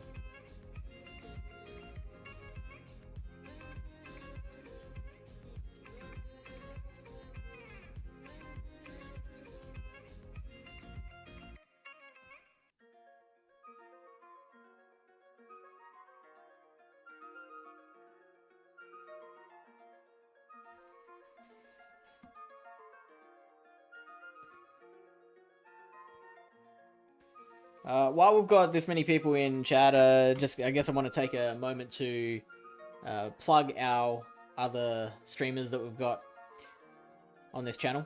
So we've got LilyBear26 who's like the second longest serving streamer on this channel. She's going to be streaming at this time tomorrow night. And then we got Taco Dog 8 happening on the weekends.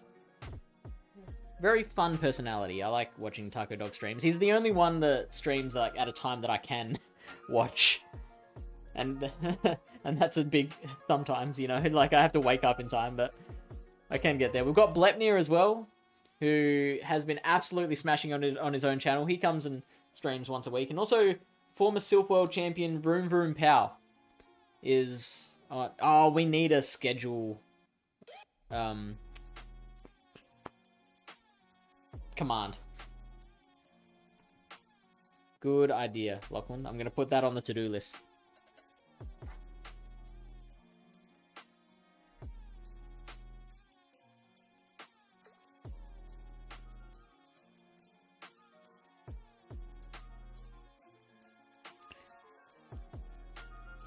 And also, if you are a person who is playing the Play Pokemon Championship Circuit or looking to play the Play Pokemon Championship Circuit, we run practice tournaments in the Pallet Town PvP Discord server every Sunday. So if you head to this Discord server, follow the prompts. We put out an announcement like a couple of days out on when the timings are. We make sure to do enough of them so that every time zone can have a go. But yeah, join in on those tournaments. The more the better. Still gonna wonder how I'm gonna stream while I'm in Peoria this week. I mean, you don't have to. Like, you can take a weekend off. That's fine. Clowny25, thank you for the follow. I'm running Steelix Noctowl Stunfisk. Seems to be working well. How's Stunfisk going for you? Because it feels like there would be a lot of negative matchups for Stunfisk. Crocodile says you're coming to EUIC next year. Are you spotting me a ticket, or? I don't know who Zimmy Kid is.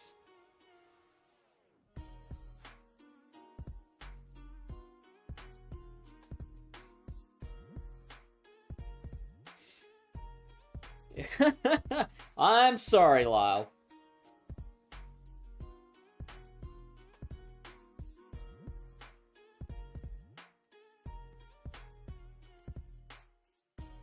Wow, that, like... Do I really need to know who Zimmy Kid is?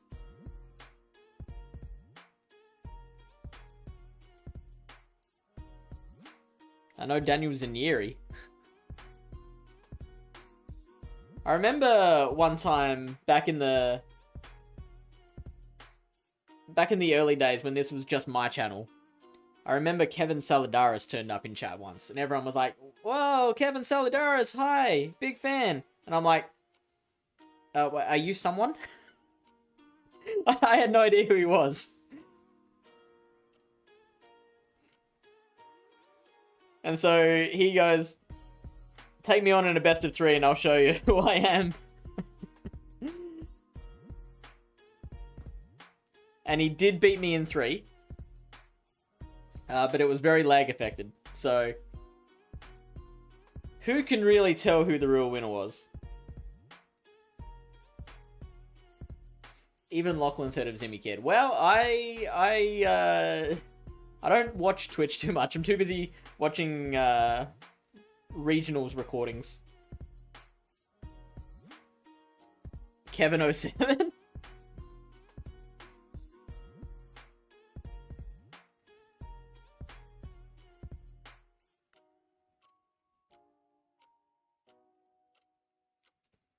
Kellen's yes, I do know that now.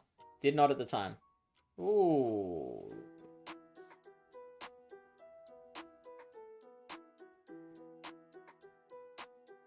No, I'm up to the Barcelona one.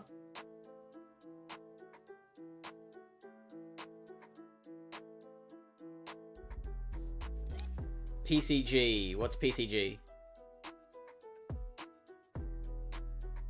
Oh, I should have shielded that.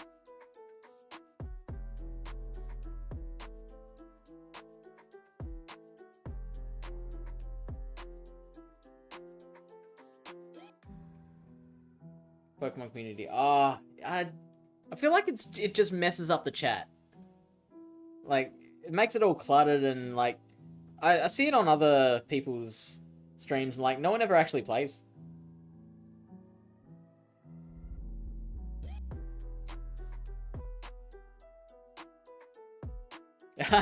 Yeah, it's got to be its own thing.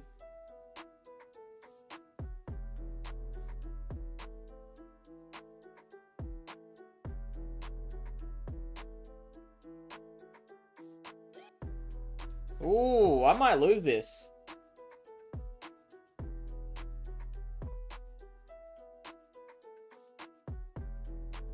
Yeah, fuck. Nice work, trainer.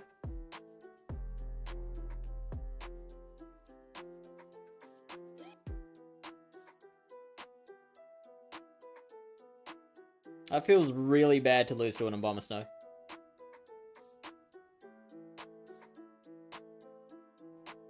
To burn the last shield, because like if I try to swap in the double with the shield still up, then that was never gonna work.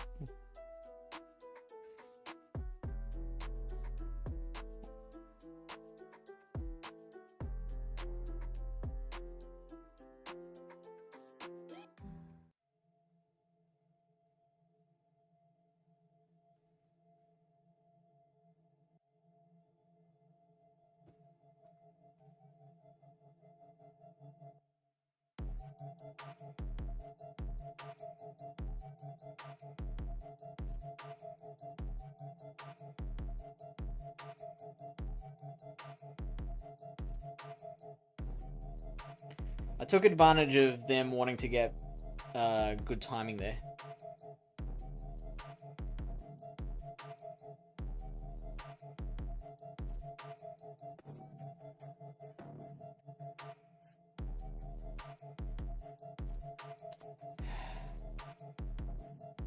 I'm gonna have to use at least one shield here.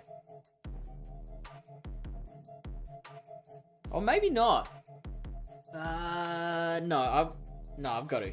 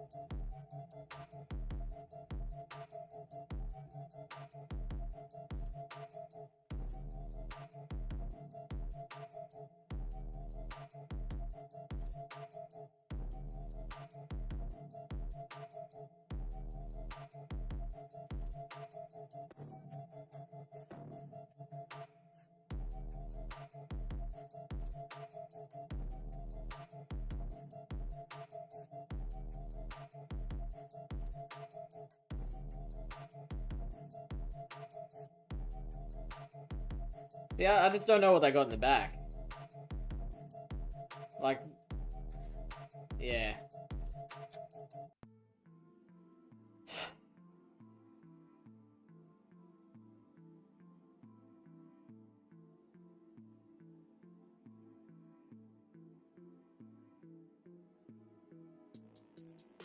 Was the shield decision hide a snipe protection or connection issue? I'm not sure what you mean.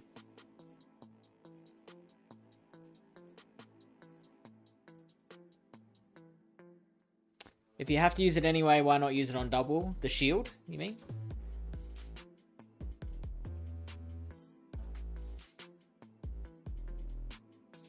Don't throw on bad timing. You get to 3 body slams. You mean at the beginning with the Swampert double matchup? Hey, Sete. Good to see you. Just shield once. Impressions of the meta for washed up players? I think it's fun. It's condensed, but there's a lot of play among the Pokemon. Vigoroth really safe as always. Its one biggest counter is Trevenant, but there's just everything else beats Trevenant, so it's not really safe to bring. So you reckon I should play that by building to 3 body slams?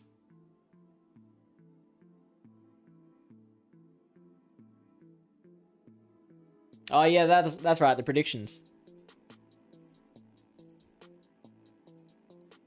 Gorgeist makes me cry, yes. But it's the same deal as Trevenant, where it's just countered by everything else.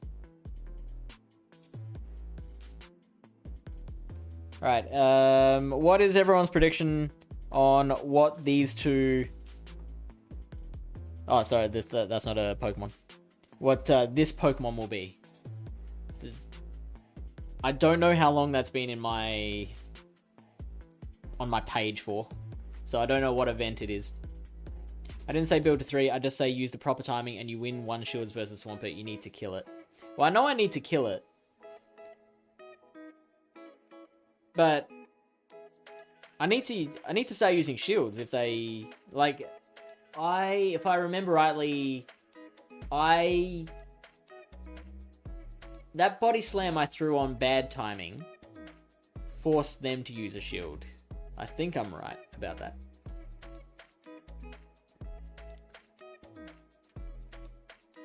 I hate that double CMP is a thing. If you have 2 moves, you can CMP 2 times so they can't switch out or do a fast move. Shouldn't be a thing. Is it a thing?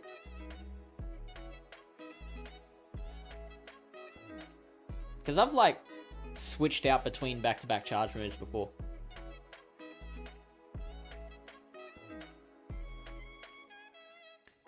Aholt says Growlithe. Lachlan says Quillfish. What other guesses do we have? Viceroy says, I've had a lot of fun running AWAC. What are you pairing it with?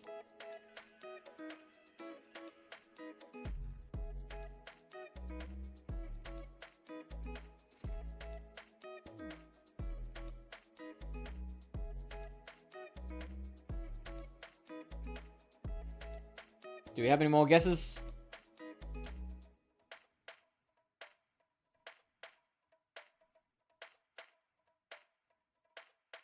Pidgeot, AWAC, big, okay. Pawmi? Yeah, is that a reward? Oh, no, sorry, it's an event thing, yep. Because we used to do this guessing game for, like, the GBL 3-win reward.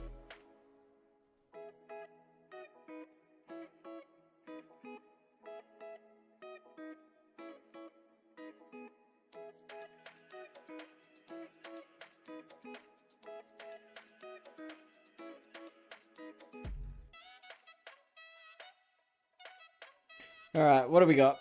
It's a Sableye from 20. It's a Hisuian Growlithe.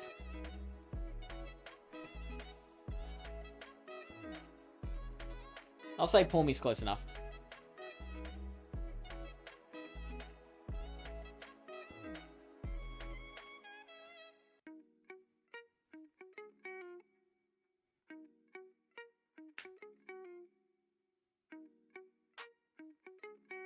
No, yeah, no, not that old. How's the time research going? Well, you're a lot further ahead than me, because I keep waiting until the 7th day catch streak. Growlithe is quite... No, you're wrong!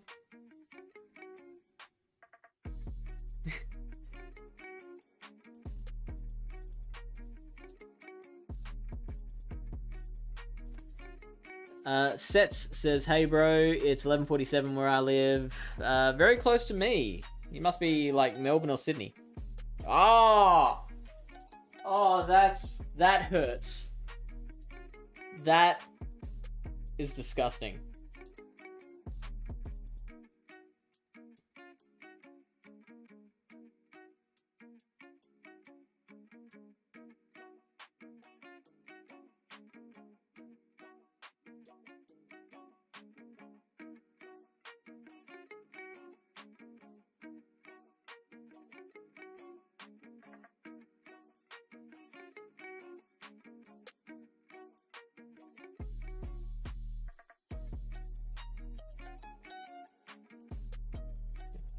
No, that can't be the case. No one's in Tassie.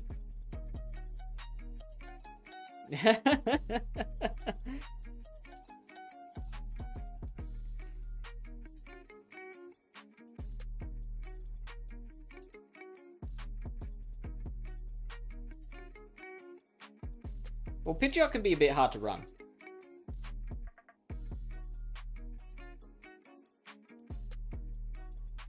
Because one move is a very low damage debuff move, and the other move is like a very severely debuffing move. Fuck. Hey, Maxi. Oh, Tazzy. It is Tazzy.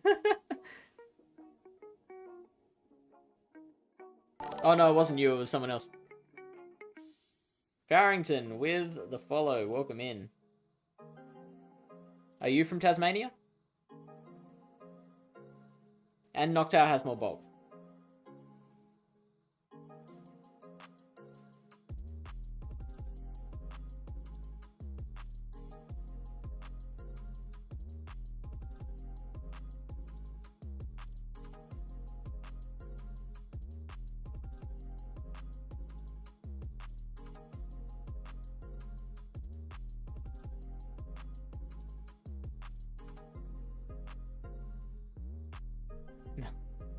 Boycott feather dance.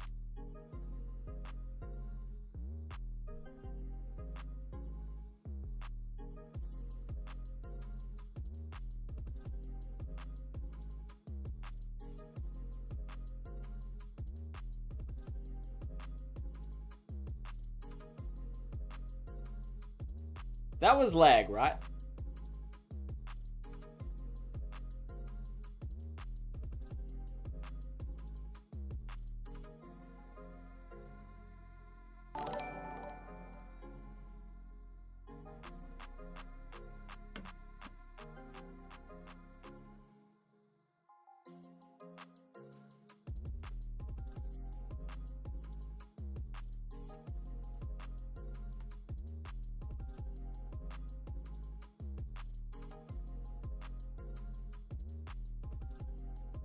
Yeah, that's what I thought. That's a 10-turn incinerate. Oh no, they night slashed us.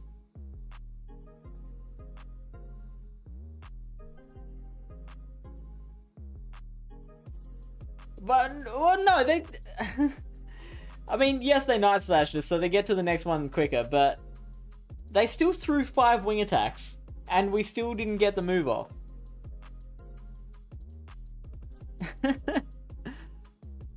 I mean, we're still losing that. Well, maybe we don't. I don't know. I don't know how close the Vigoroth was to a body slam. Maybe we could have paybacked and KO'd the Vigoroth with double kicks or something.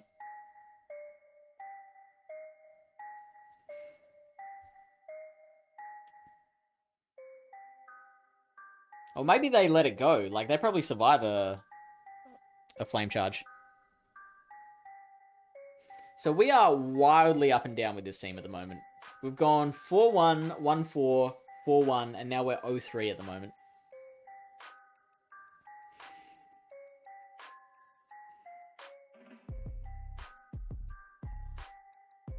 Oh, shit. Low punny.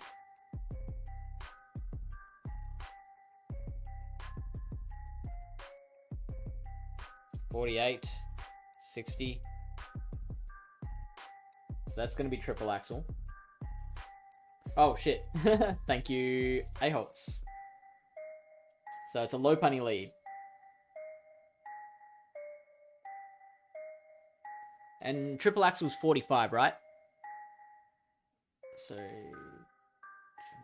they're on 39 energy.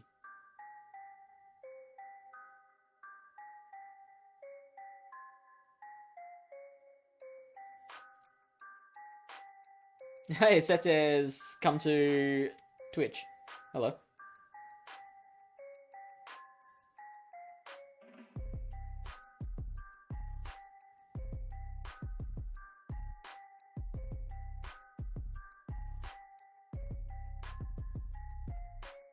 Ooh. Don't worry, I've had an awful time in Sunshine as well. Was 29.77 in Great League last week. Now I'm 20. Oh, that's disgusting, Scott.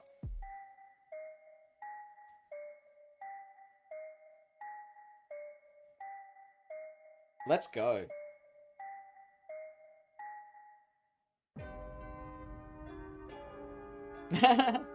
Missing Sete already.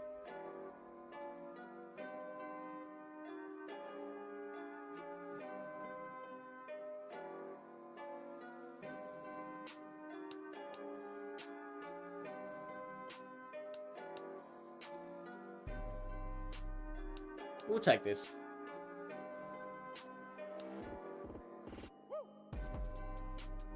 People over-rely on breaking swipes, I think.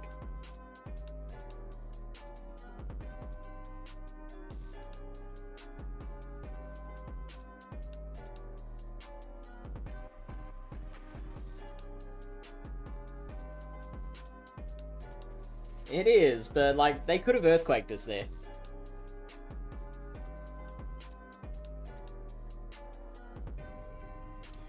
Alright, we're on track for a 1-4.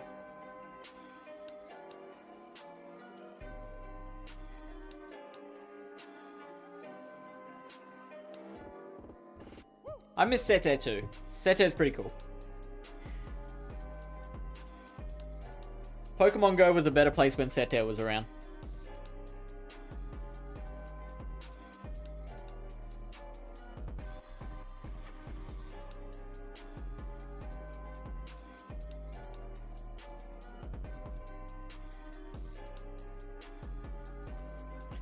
Ah, yes. The Vig.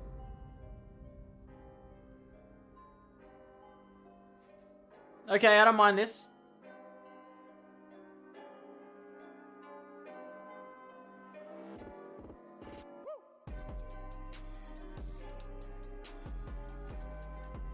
Six, 7.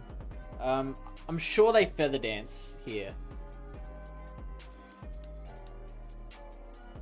No, they Brave Bird. Wow.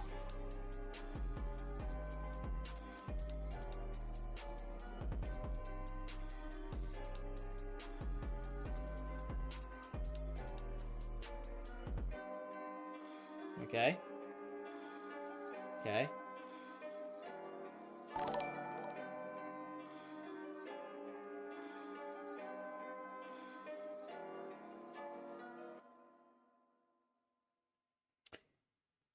I'm pretty sure they're going to feather dance here. But that's fine. No? Okay. Good. That makes me feel very much better.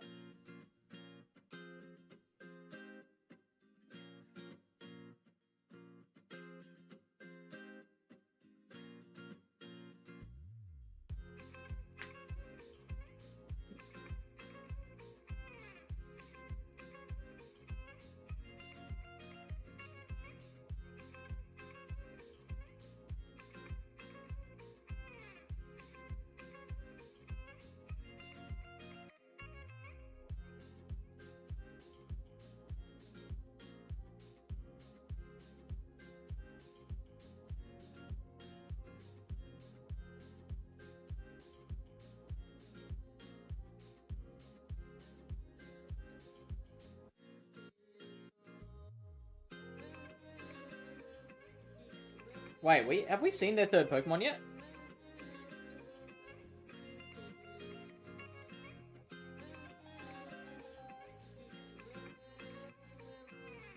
Oh, sweet merciful crap. I was like, oh, we just pay back the Vigoroth and then body slam the Pidgeot and we're fine.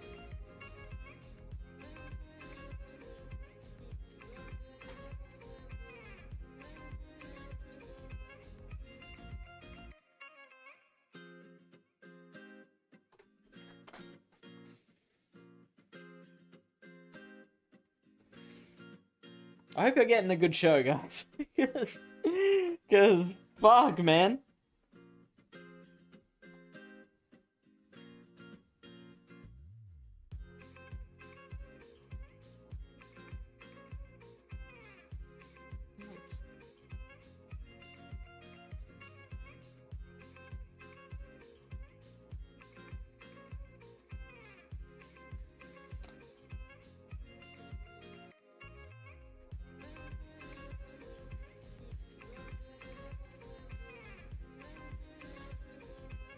Seto says... All-Star says, Watergun Whiscash, where you at? I have seen Watergun Whiscash in this cup.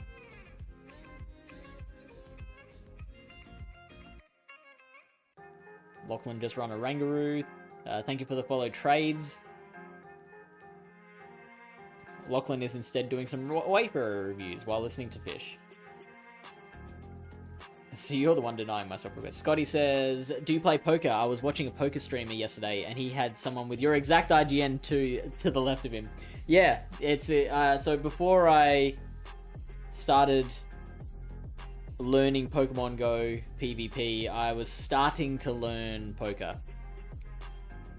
And I heard the term FishOnAHeater.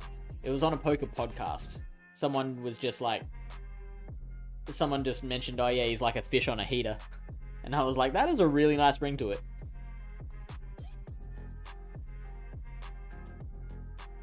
So, good call. Ben says, OMG Fish, you're a PogChamp for calling that? I think that was more, the game was over. Oh, you mean the Brave Bird? Trade says, seems everyone is having a rough time. Lol, same here. I went 2-3-0-5-1-5-3-2 to... Oh. RPS so many times even after changing the lead. Although I don't mind dropping an elo so much as it will make for a more interesting 200 sets of Master League on the weekend. So, there's a website. I'm sure many of you are aware of it. It's called Dracoviz. And they have been a really nice resource for keeping records of play Pokemon tournaments. So, like, every team that plays... Oh, so every player that plays in a play Pokemon regional, you can find, like, what team they ran. You can find, like, stats on, you know... Yeah, you can... get what the bracket looks like. You can get links to the streams and the challenge bracket and all that. And today, or yesterday, their time, they added a new feature which was player profiles, which is a huge update. So now they've got individual, you can look up individual performers, individual players, and get their all-time records. And it doesn't just focus on play Pokemon, it focuses on GBL as well. So anytime, any player who's reached the GBL leaderboard at any point, it's got that record on their profile. And I'm so disappointed by that, because two reasons. One, I didn't take GBL seriously for a very long time. Like, it probably wasn't until, like, just before the interlude season that I started taking it seriously. Or maybe even just after. Probably, like, the season after interlude season was when I stopped just endlessly bagging GBL and started taking it seriously. So, there's all that time that I could have been learning the Blind Threes format gone to waste. The second reason that I'm really disappointed by that is because there has been three separate occasions where I've had enough elo to put me on the leaderboards, and then I've lost it before the boards have updated. 3! So when you look at my profile, it has some great, you know, second in Melbourne Oceanic Championship, third in Perth, 65th in Worlds. But no GBL stats because of those two reasons.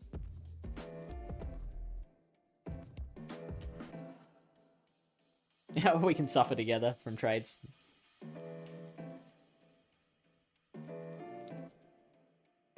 Lachlan says, I may see if Fish wants to do a co-stream for a bit this weekend.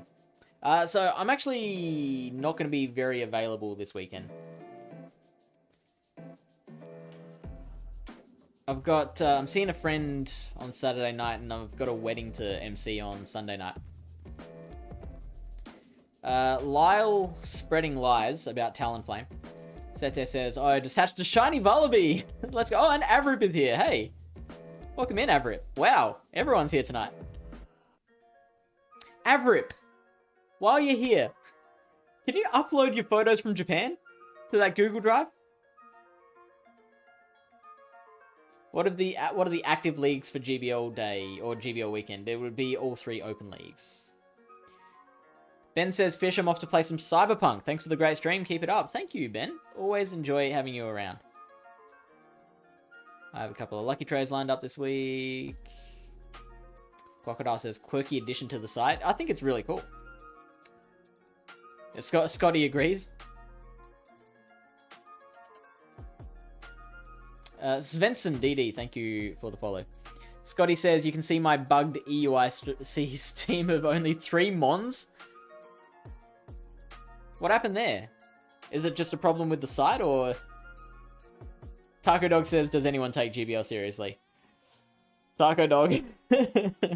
Careful where you ask that. You said the quiet bit out loud. Kevin says, I have to ask this. I don't want to be rude or anything. I think you're about to be rude. But, does anyone actually care about any record other than their own? Like, seriously, this is a game. Okay.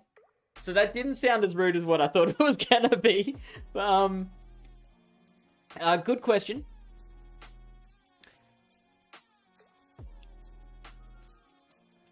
I'm a pretty competitive guy. And so I personally want to be beating others. So I care about other stats in comparison to my own.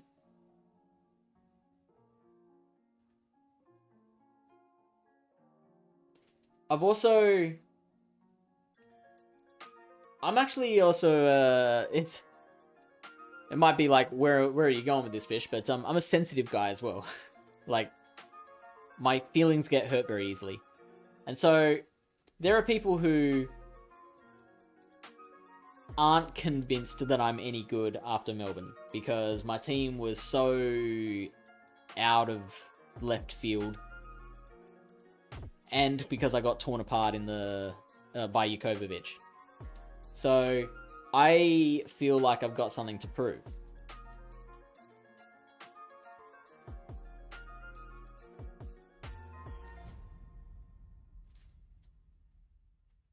And I'm a very vain person. I'm very self-absorbed. Now, I say I'm very self-absorbed.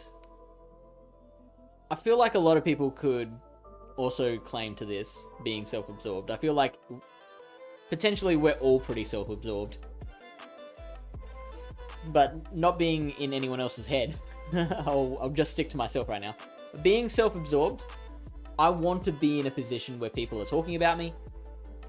People are like looking to me for advice, inspiration, things like that. And that drives a lot of what I do with like Pallet Town PvP. I enjoy having people looking for help in that server, in that community. So yeah, that's the context in which I care about those stats.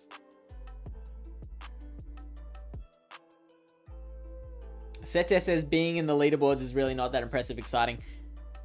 That's easy to say if you did it every season. So earlier this season, I had enough elo to be on page 7, right? And I'd never been on the leaderboards before. So it was fucking exciting for me. I was checking that site every 2 hours wanting it to update. And in the end, it was like a week before it updated, and by then I'd lost it all again. So, like really disappointed. But like I hadn't got, I didn't know I could get that excited about it until it was a possibility. Like until then, I was just like, oh yeah, that'd be cool if I was on there. But like, who cares? But like when it was actually, when it got to the point where I should have been on the leaderboards. That's when I was like, I really want this. Crocodile says, sounds like a skill issue there. All-Star says, give this guy his recognition. Ben says, I was almost one of the first to get Legend at one season. Got so fast to 2966 and then never got to Legend that season. Oh, man, that sucks.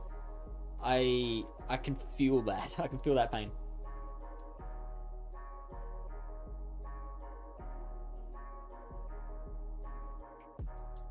Sete says, what I mean with my previous comment about leaderboards is that is more impressive and exciting the things relating to play Pokemon events.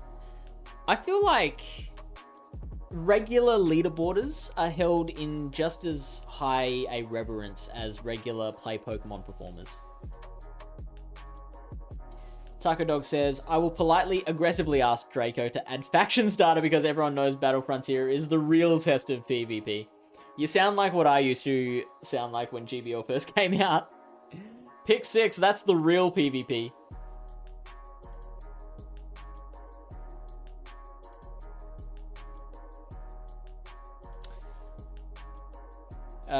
No, it was a bug with Arcane 9, so I had to start in losers round 1 with only 3 mons. That's so shit. How long did you last? Like, did you win any games? Fish, Mondays I wake up and choose violence.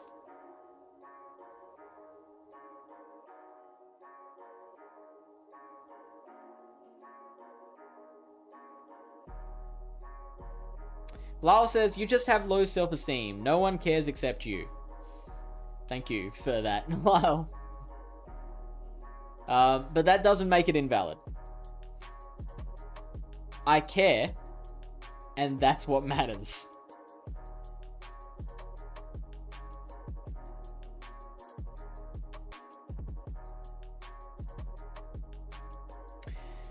But you're trying to prove that to other people. Are you trying to prove that to other people or yourself? I've played Silph and beaten Silph Legends. I played GBL, hit Legend, climbed, streamed, tanked, and had fun. I run cups, help team build, etc. Do I care what Joe Blog streaming at 2 AM thinks about me as a person based on a GBL game or 15 minutes on Play Pokemon? No, my life worth is not related to my Pokemon PvP ability, performance, reputation in any way. Yeah, look, that argument can be made that it's unhealthy. I think it is possible to care about these things and not let it affect your, self-worth or mental health. Having said that, I'd probably fail that a lot. Like, anyone who's seen me mold really hard on these streams will probably be aware that sometimes it does get unhealthy. In fact, I had to take like a couple of weeks off of PvP completely. Like, I run a podcast. I'm on the GoCast podcast with DeFi 250. And I had to take like a week or two off of that at one point because like I felt like I was getting so affected by my losses. So I have to admit, it's not always healthy. On the other hand, there is positive aspects to it, like the drive to win, the competitiveness, like that can be a thing that can be a trait that can serve you well in life. Competitiveness, right? And Pokemon Go PvP is something that, like, I said this during like my interview when I made the day 2 of OCIC, right? I said, being the best in the world at something is a crazy concept. And it's not the concept itself that's so crazy. It's the fact that for me, it's within reach. Like, it's a feasible concept. No matter how far-fetched, it is a possibility that I could get to a point where I'm the best in the world at this thing. And that idea alone makes me want to keep striving to achieve it. Just the fact that it's there and it's within reach. Taco Dog says, I was on the first page of the Play Pokemon leaderboards. That was a great feeling. So that's for like this season, like local tournaments and stuff, like championship points and that. Trade says, I just want to hit Legend for the pose. Looks like Goku doing instant transmission. That's so true. Only my second season playing... Oh, hang on. Just better check whether we are... Yeah, we're good for battles. Let's start this set before it ticks over to midnight. Only my second season playing though, so we'll see. Finished first season at 2200. That's really good for your first season. Nice work. Lyle says, honestly, blind threes isn't perfect, but clearly certain people keep doing well. I know. And the fact that And that's the point, right? Because the fact that there are people who do well consistently, they're always at the top, means that it shows, it's evidence that it is something you can get good at. It's not just luck, you know? And so, for the last few seasons, I've been wanting to learn what it is about blind threes that makes people good at it. Taco Dog says, I don't like blind three, I prefer pick six. I'm with you. Like, I much prefer the tournament format. But I've taught myself to enjoy blind threes as well. Trade says, that's how it should be. So fed up of losing because I lose lead, then get counted instantly after swap. Z-Type says, there's one thing not caring, but I assume as someone active and out there, it'd be annoying as hell to cop it from jerks. Yeah, absolutely. Absolutely. And, like, that's the thing. So, I was a little bit dismissive of Lyle's comment about low self-esteem before, because it was very harshly said. It was very abrupt. But I have to admit, yeah, that's got to be a part of it, right? If I'm to be honest with myself, my self-esteem, like, low self-esteem has to be a part of it. And so, when some random that I've never met before, like, messages me to say how terrible I am, that does hurt.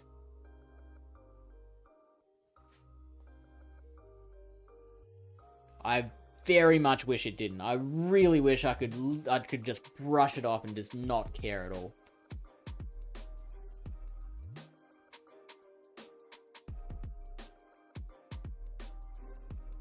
Blind threes forces you to play out of terrible situations. Thank you for the links, Lachlan. Crocodile says, think each person has their own aspirations in the game. For some, it's back-to-back legends, or for the first time, or just play to have fun.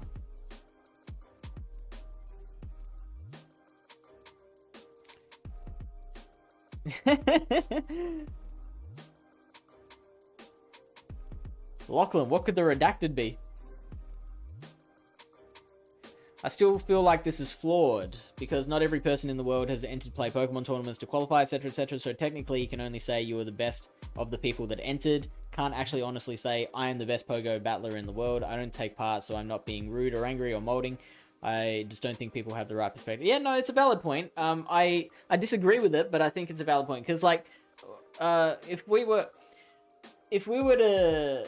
Now, I want to acknowledge that it can be difficult to measure what best means, because there's different skills involved with PvP, and some people can be good at one thing but not good at other aspects of it. But in a general sense, our metric, the PvP community's metric of best Pokemon Go battler is, you know, top of the GBL leaderboards and play Pokemon World Champion. Right, so if I got to the World Championship and took it out, when I become the 2024 Play Pokemon World Champion, I will be able to say, I will feel very comfortable saying, for that year at least, I'm the best battler in the world.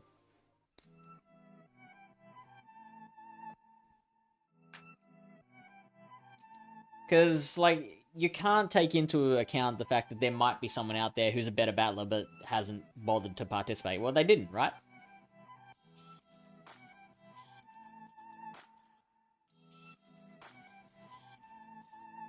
Yeah, the leaderboards also have the Barcelona and Pittsburgh regional points in. I'm now 27, so page 2. Time to get on a tear in Peoria.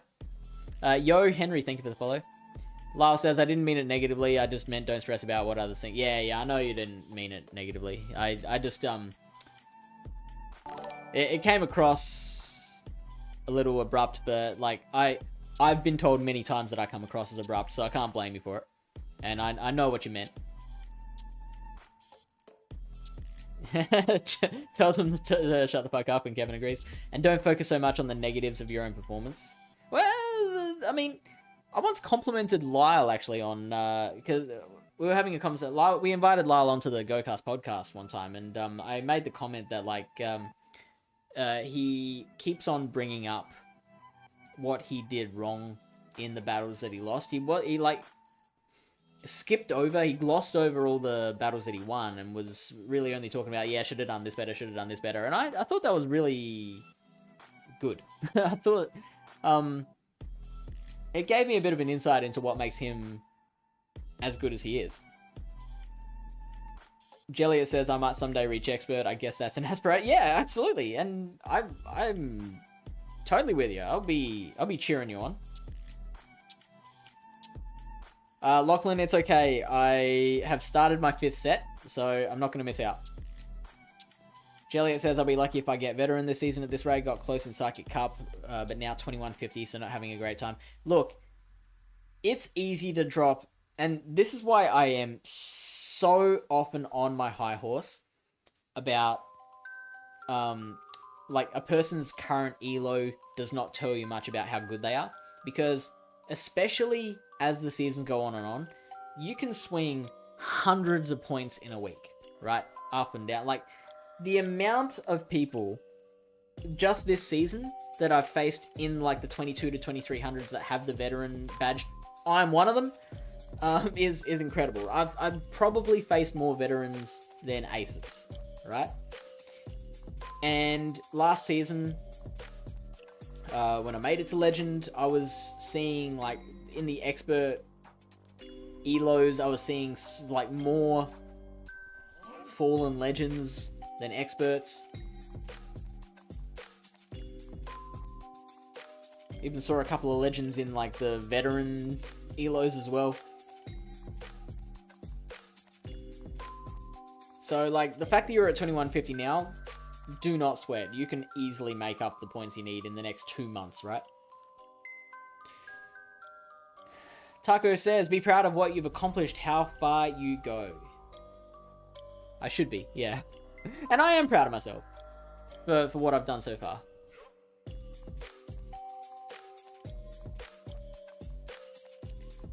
Quack says, that's just toxic as hell to, after you've beaten someone, then tell them they're trash through DMs.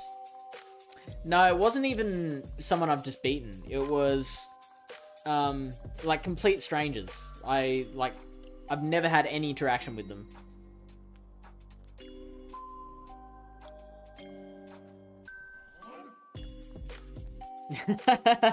Oh, thank you for the follow, Devix. Also, A-Holt saying, not every soccer player plays pro soccer, therefore Messi isn't the best argument. Sorry, the best in the world, bad argument.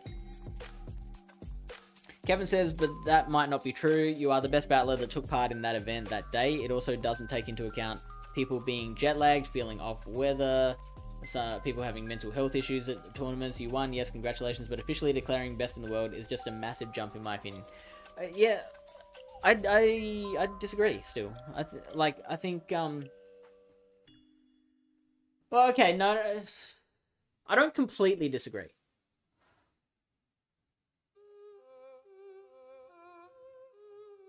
I think this is one of those things where two kind of conflicting ideas can both be true.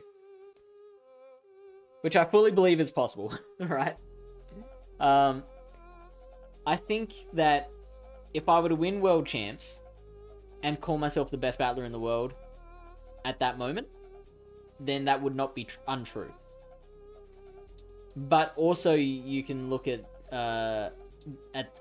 the idea of being the best battler as being a subjective thing, which is also true.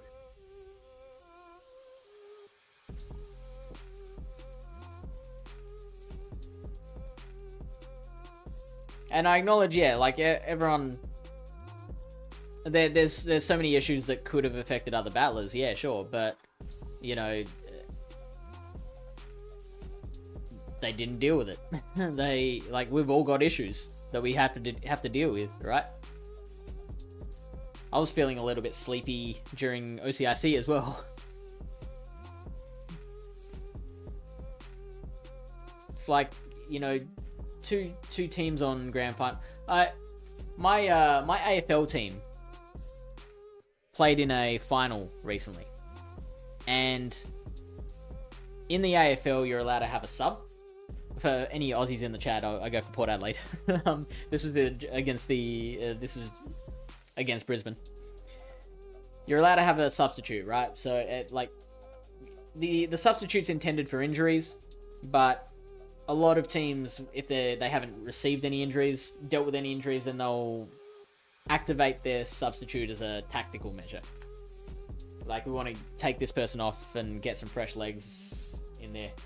Anyway, so Port Adelaide made their sub for tactical reasons, and the moment they did that, like, they were just handing in the paperwork, and then like 2 of their key defenders went down with injuries, and then just Brisbane fucking opened them up. Like, they had no more defense anymore, and they just ran away with the game. Now, like, you can say, oh, Port only lost because of that, but it happened. Like, that's sport, you know? and same thing with these Play Pokemon events. Yeah, look, I might have beaten my opponent because they were having a bad mental health day, but I beat them. So, you know, better luck next year. Z-Type says, got to balance it though. Need to understand why you won as much as why you lose. Yeah, I mean, totally. You're right. Lachlan says, I need content to watch to keep me awake. And this isn't keeping you awake, this fascinating chat. Exactly, I get it's a measure of people being good, but I don't think leaderboards or Play Pokemon Championships are a measure of best. It's the best measure we've got. It's the best measure of a subjective thing that we have. Z-Tub says, after you hit a rank though, it tries to give you people of the same rank if it can. Do you know that for sure? 8 minutes before midnight, will Fish start the next set? Find out on the next episode of Dragon Ball Z.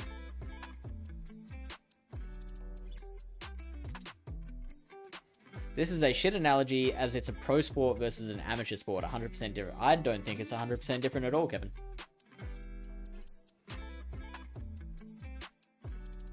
It's one of the reasons I don't have my LF Kamala as my Twitter X name. People have blocked you on Twitter after beating him? I don't think I've dealt with that.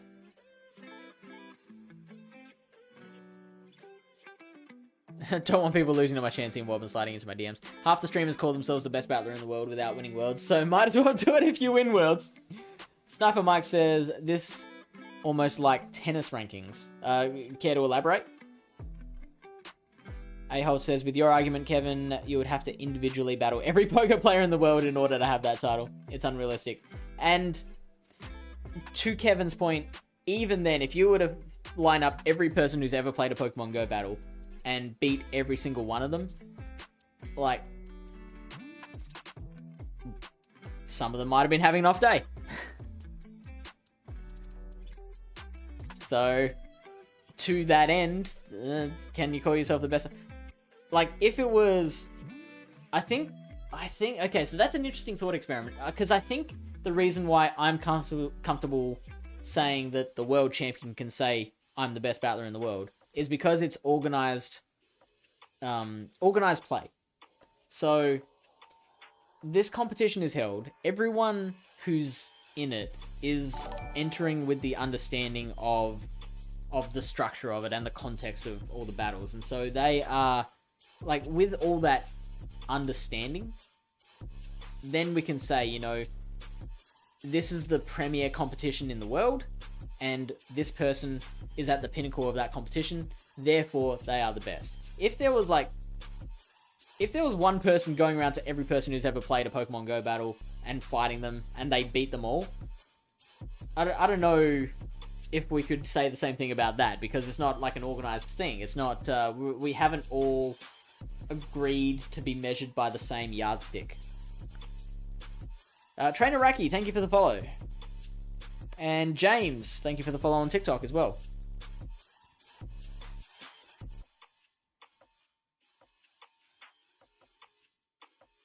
Kevin says, I organized a PvP tournament last night in my house. I called it the Pokemon Go World Cup 2023, and I won. I am the best battler in the world. That's a really interesting point. So this goes to what I think is a larger discussion, where I talk about how I believe that all of reality. Well, I mean, it's not a particularly unique thought, but I go by the belief that all of reality is just based on perception, right? Like, things are only a reality. Things are only considered reality when enough of a majority of the population believes it to be the case. Take the sky as blue, right? We all agree, I hope, we all agree that the sky is blue. If there were enough people dissenting that the sky was blue, then that would call into question the reality of that situation.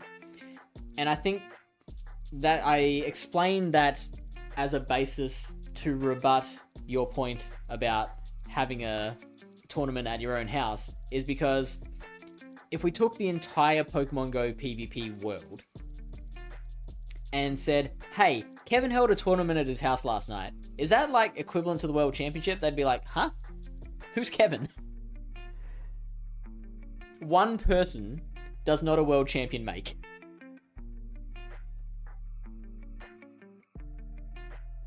Thank you for the follows. Let me... So, 770K, Swag BSS, and Trainer Raki, and Toucan. Hey, welcome in to all of you. Can we have a shout out for Trainer Raki, please? World Cup beats Play Pokemon right, as it has the same name as the actual sporting events like soccer, cricket, and rugby World Cups. Majority shares Fish's opinion. Winner of World Championship is best in the world. Thank you, Aholtz, for the backup. But I feel like it is a bit unfair because it is my stream. So a lot of people are coming in and like, they would be watching because they feel aligned with me. Like, because there have been other people that I've had arguments in chat with as well, and they tend to back me up. I'd like to say that's because I've just got the best points, or that I'm the best debater.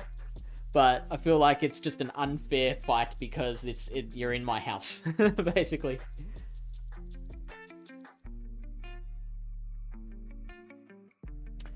Trainer Raki says, Itzaxon even said in an interview after winning Worlds he doesn't think he's the best battler currently. There is a top bracket where it's all extremely close. And that's fair. That's fair.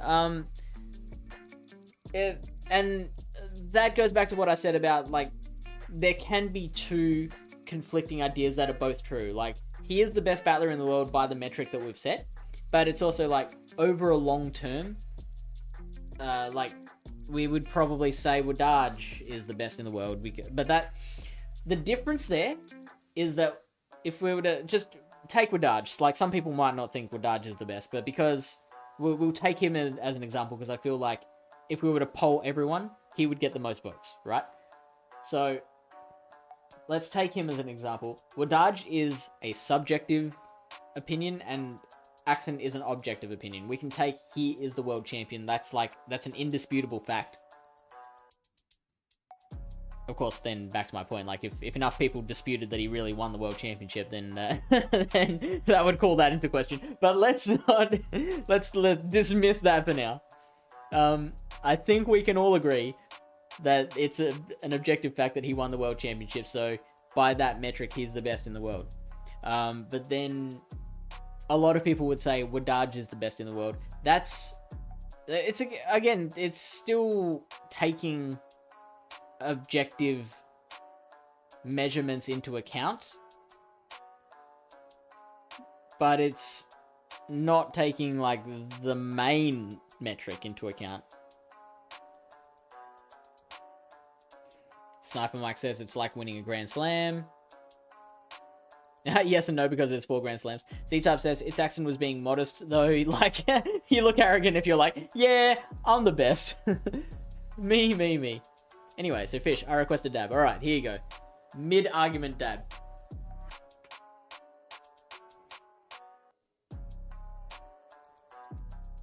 If you got the best there, and this one only Grand Slam in theory... and this only one Grand Slam in theory. If you can't overcome the obstacle that's in front of you during the event, you're not the best in the world. Yeah. In a manner of speaking. Ahel says, Fish, I passed intro to philosophy freshman year, please stop. Stop because I'm doing a bad job, or am I not philosophizing correctly?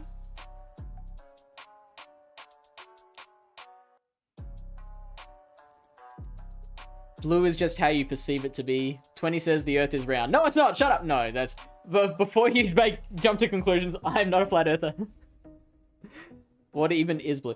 In fact, I was informed of a really interesting... It wasn't a study. It was like it was an artist. There's I've been told that there's a mural in the 9/11 monument where, thank you, there's like these tiles with all these different shades of blue, and what the artist did was he tracked down people who were there on the day, and he asked them, he showed them all these different shades of blue and said, what color was the sky that day? And there's hundreds of different shades of blue, and it all shows that, like, we don't even really agree on that. Like, we don't even agree on the color of the sky. We all call it blue. Like, we've all got different perceptions of the exact hue, you know? It's really hard to think about Z-Tab, like, how do you even know the blue looks the same to you as it does to me? Also, I don't believe Kevin's house tournament happened. There was only 4 of us in my World Cup, and the other 3 all knew who I was, just saying. I'm talking majority of the Pogo community, not majority of the stream. Tycho says, I think Fish is wrong. He doesn't like Flygon. Don't tell Sarah Amanda. If you sum the points over the tournaments, it's a fair argument. Yeah. So then, yeah, you can put together arguments of, like... You can put together, like, statistical arguments of, Wadaj has won all these things. But then you'd have to come up with an actual objective answer, you'd have to assign weightings to what's it worth winning, this regional versus that regional, and then regionals versus ICs versus worlds. Is coming third in worlds equal to winning an international? Z-Tab says maybe Averitt can claim it since he was robbed by Lag and the judges. What about Jason? He's rank 1 on the leaderboards for GBL. Why isn't he classed as number 1 in the world? Isn't he? I think, well, so I think, and others can correct me if I'm wrong, but I think we do place a lot of value on the leaderboards, the GBL leaderboards, as a measure of who's the best. We look at those leaderboards and think, oh, that person's there every season. That must be one of the best battlers. I mean, we have perceptions of who are the better battlers in the world, right? And they come from somewhere. And we use those stats to inform those opinions, right?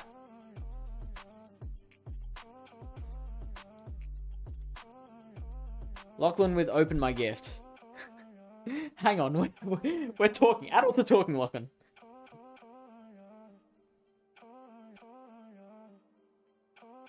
Just watch the show Blue for the color blue. She loves Trapinch and Flygon. A person of culture as well. Did I say I don't like Flygon?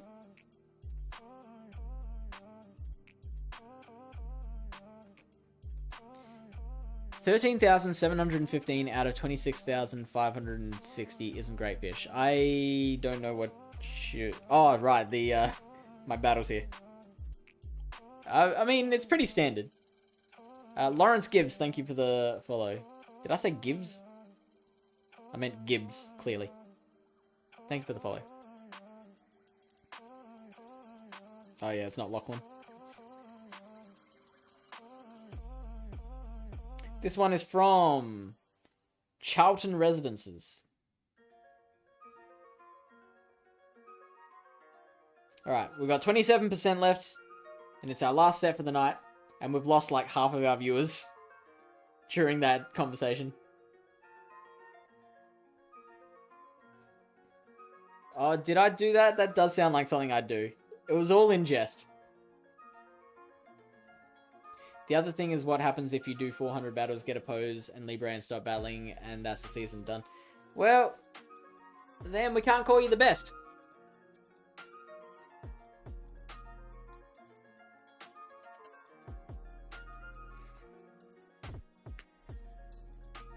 We can't call someone the best if we don't know what they're doing. Or who they are.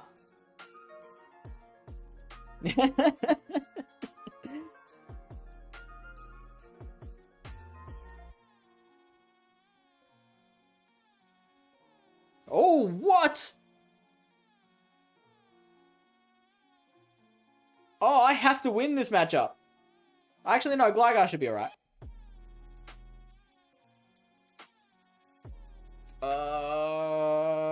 It's gone straight payback, the right move. I think it is. Makago double flyer. Alright, see you, Lyle. Okay. We can take an overheat. Oh, yuck.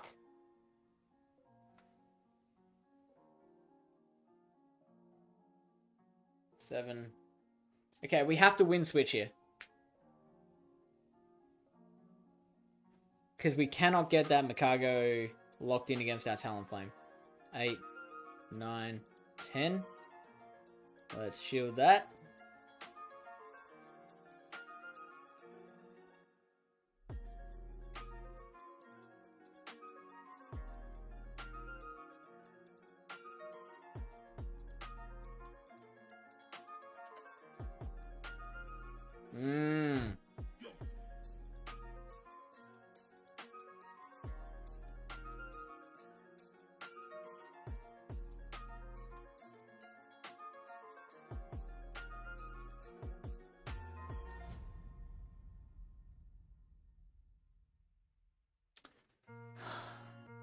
Can we farm down in 3 counters?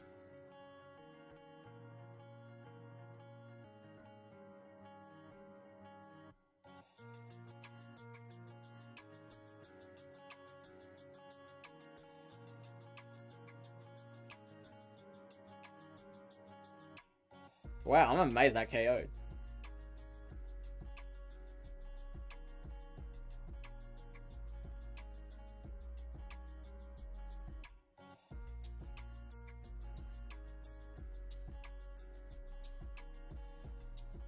What? That was... I only counted 6 Shadow Claws. Oh, foul play. Okay. Wow.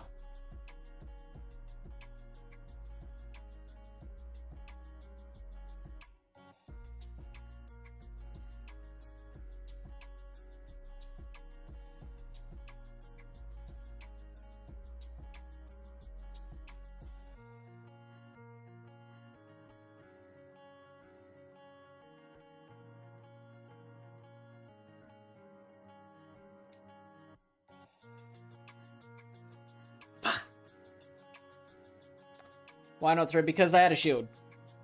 So I had to try and farm him down. Why not throw the flame charge? Because I just wanted to get... No, I should have thrown the flame charge, shouldn't I? So the idea was that I wanted to try and take off as much HP as possible with the Incinerates so that I could get them in a farm down range. Yeah, no, you're right. Yeah, I fucked up.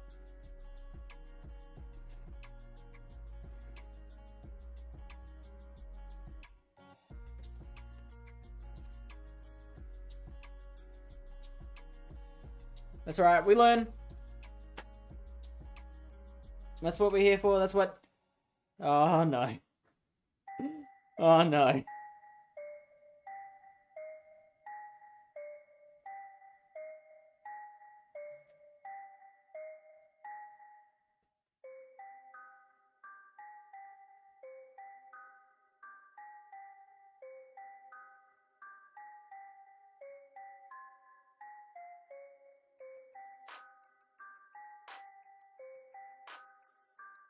Oh, you toxic motherfucker.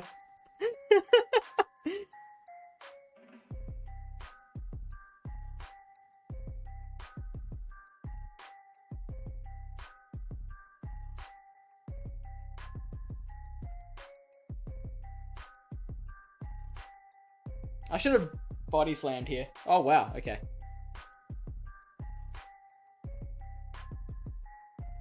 Thank you for the shout out.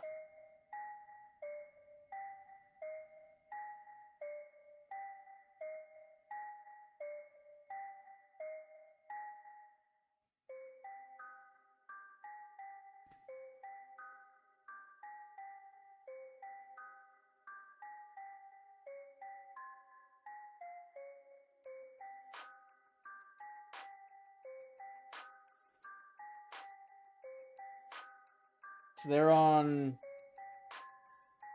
35 energy right now.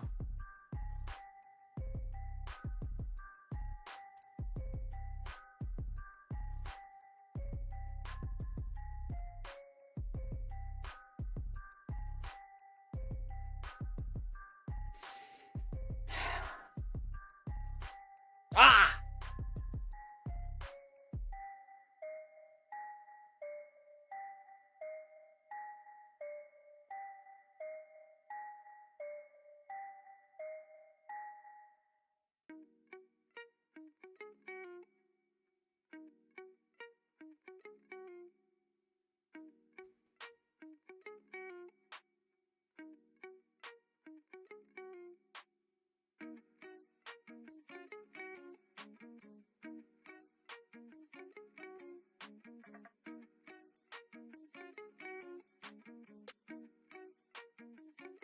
Well, that's just unlucky team comp.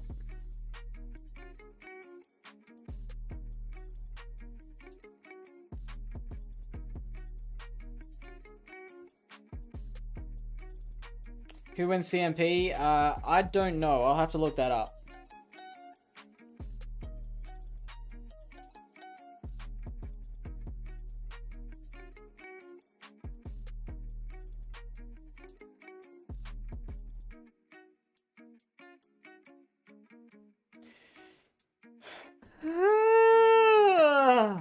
Triple flyer, Debbie. Triple flyer. Double Brave Bird.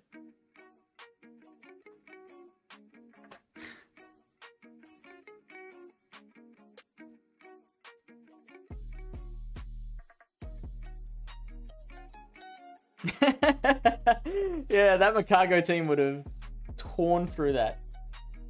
Well, GG, Debbie. I think I might have gotten carried away with the toxic motherfucker comment. That was a bit unnecessary.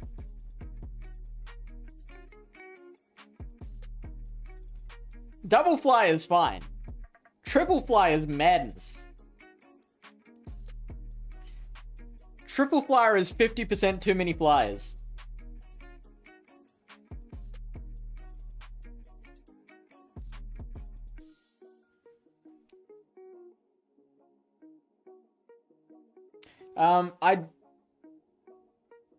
I will give Debbie her fair due. Debbie was the first person to knock me out of a play Pokemon tournament was Debbie Pebble.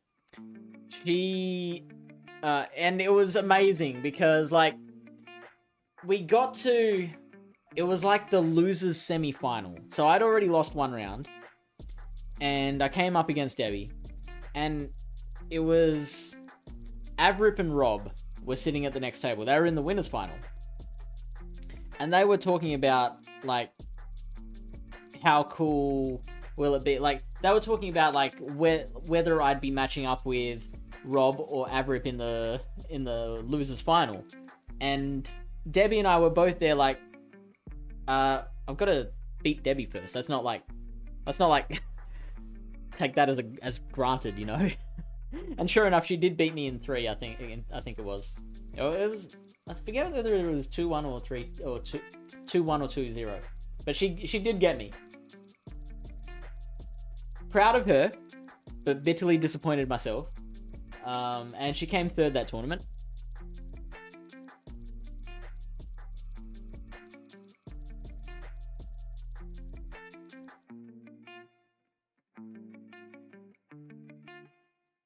So, like, Debbie Pebble was one win away from being, like, the first person to qualify for Worlds from from Australia. Through the Play Pokemon system.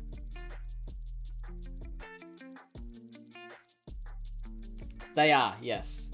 Okay, now Lyle suggested building to 3 body slams. Well, no, you can't build to 3 body slams.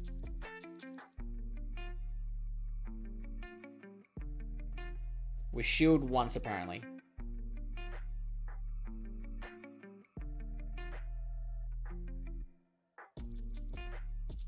Oh, they are gonna hate this. Oh, no. Poor guy. Poor guy.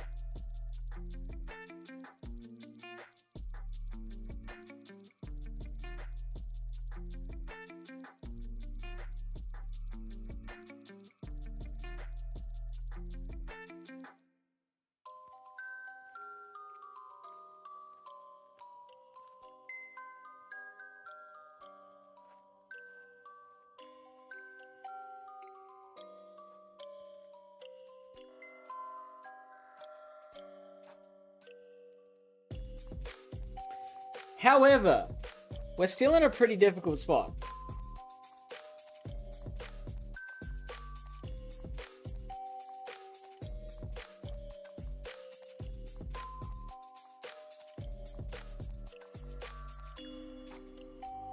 Let's hope they let this go.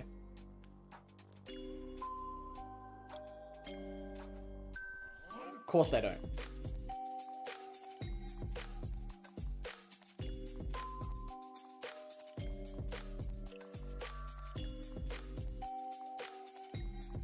Okay, Talon beats Gligar on CMP. Got it.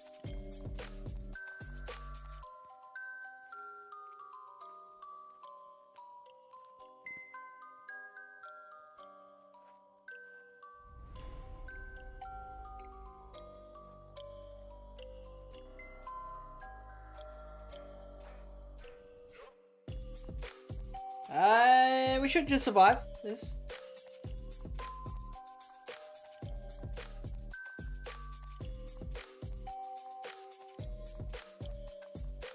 Okay, so they're on 5 wing attacks.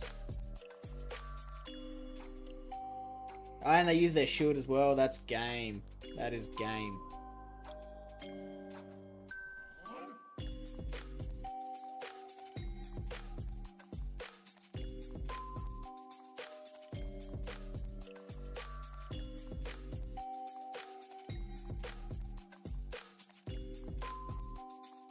I should have built up a little more energy.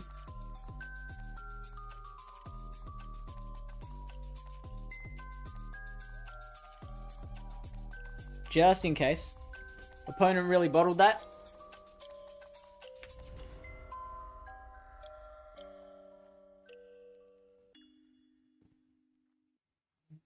So what did they do wrong?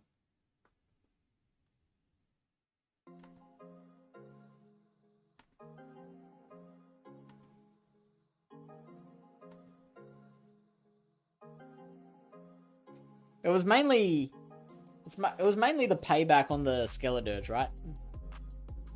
Yeah, right. That's what you were referring to.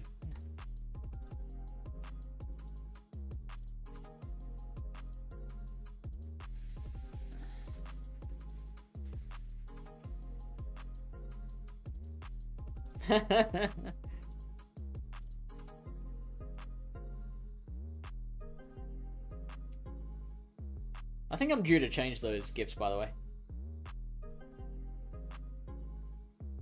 Water Gun Swamp's actually more difficult for us to deal with.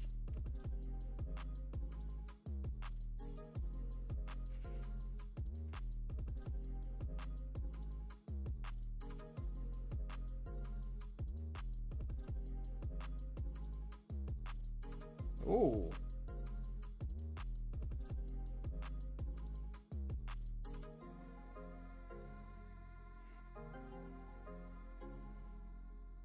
Yeah, totally.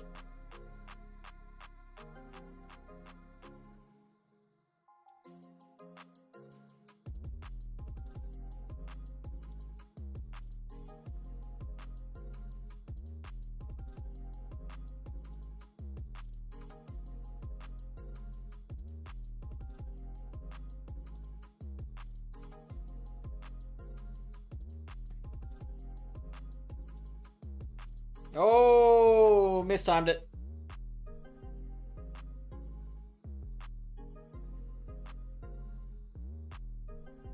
For a second, I was like, do they have outrage? That'd be pretty wild.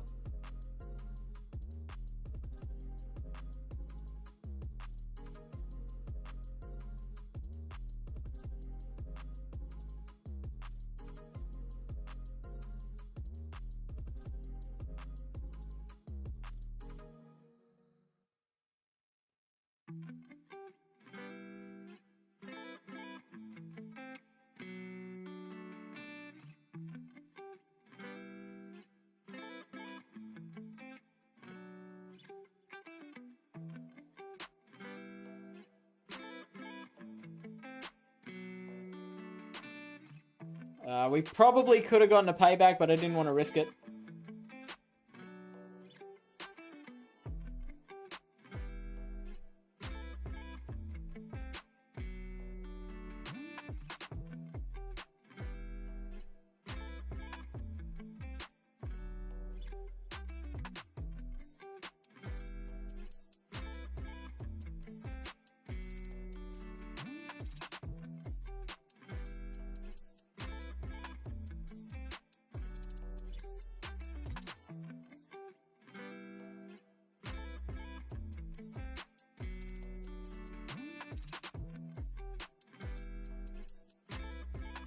Oh, now you quit. You jerk.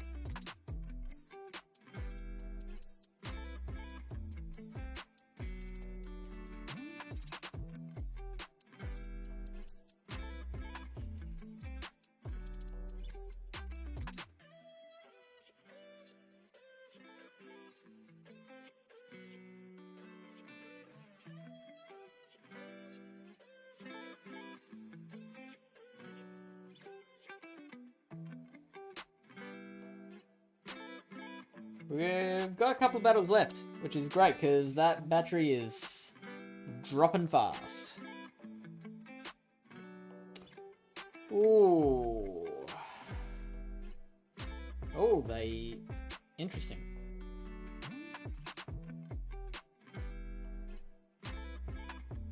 Dig, dig, dig, dig, dig, dig, dig, dig, dig, dig, dig, dig, dig, dig! Alright, bye, Taco. That still did a lot of damage. In fact, I think I got a shield, which is wild.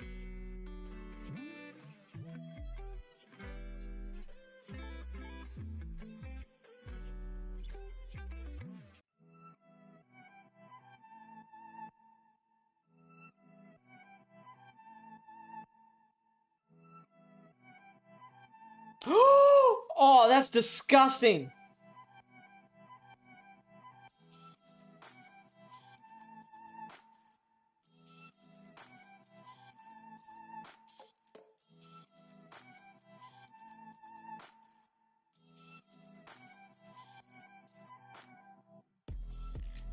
Oh, well, they got their payback. Speaking of payback...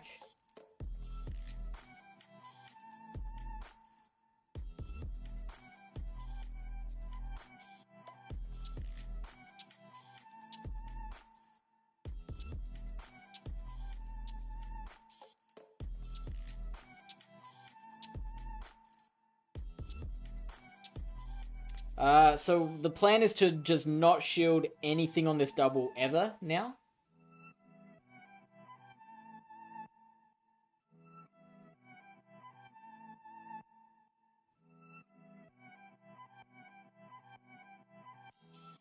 Because to KO us, they have to Brave Bird us, right?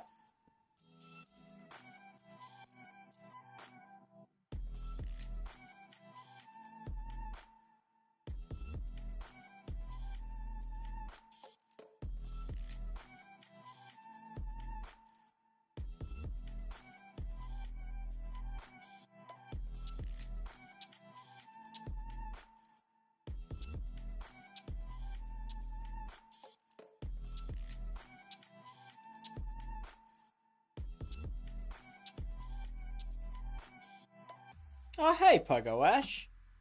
And Sosaflow. Oh, look at you. Both coming in at the same time. How are you guys doing? You caught us right on our last battle. It's incredible. We've gone 4-1, 1-4, 4-1, 1-4, 4-1 tonight.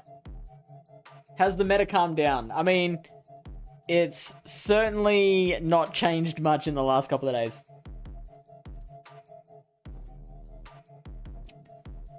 Ash, you missed a heck of a conversation about competitiveness, about how much we put into the game, how much of what it means to be a world champion. Oh, you're falling so hard, really? In Sunshine? Or are you doing Ultra League?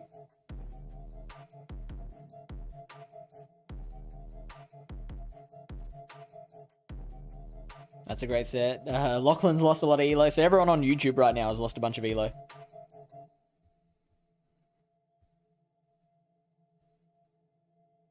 Right? Ash, I am with you. Like, it's my favorite part of content. Is getting deep.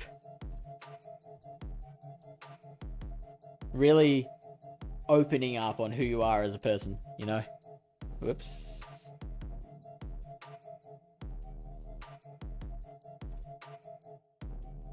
Lachlan got a carbink today.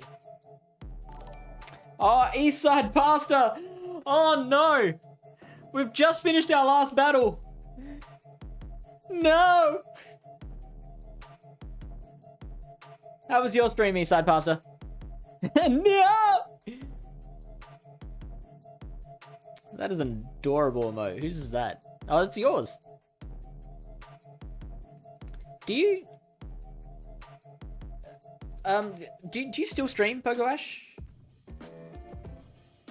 Because I feel like I haven't seen you online in a long time. My stream was fun, went positive, won 3 games with Ultra League AWAC.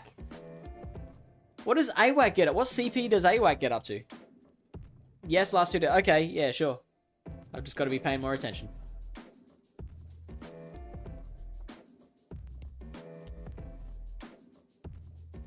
So we finished at 24:02.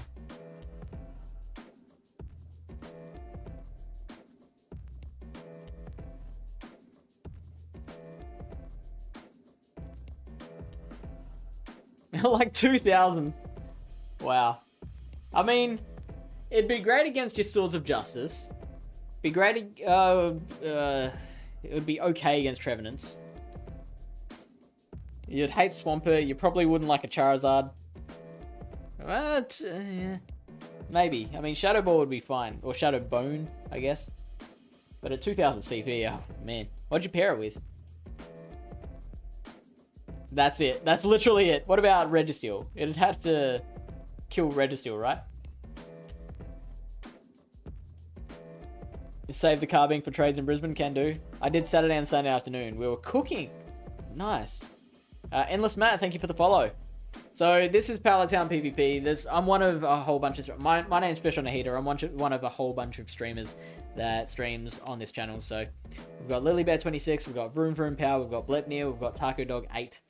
All stream at different times on this channel. We're just a big community that is all dedicated towards great entertainment, education, and growth in Pokemon Go PvP. That's the spiel. If you are a play Pokemon player, we are starting to do weekly play Pokemon practice tournaments in the Discord server. So if you are keen to jump in on those, then check out the Discord server. It's purified. I did land a return on Zard. That's amazing. Heliolisk Skeledirge AWAC. So Heliolisk double ghost. That is mental. And I love it. Endless Matt, thank you for the follow. I might have already said that. Keepin' cool. I haven't said thank you to you. Thank you for the follow. Anti-Cresselia. Yes. Cresselia is another one that wouldn't like AWAC. Heliolisk seems fun. Been looking to build one. It's a reasonable Lickitung counter in Great League.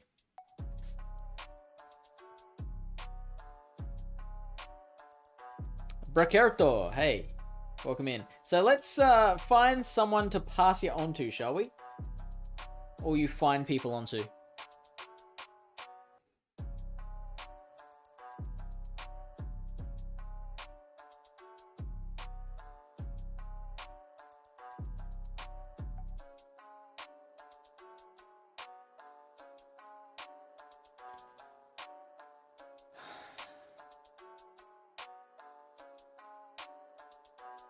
Jay the Underdog? Does anyone have any suggestions? I'm seeing Jay the Underdog, Cool Star, Fine Panic, Chidori Chew, Schaefer Quest. Are they a PvP player? No, I don't think they are. Not Rob May is playing Baldur's Gate 3.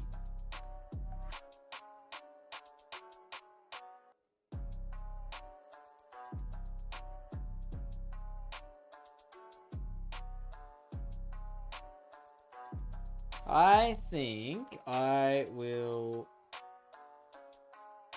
We've got a couple of suggestions for Enhoff. Or Keldeo? Who's Keldeo?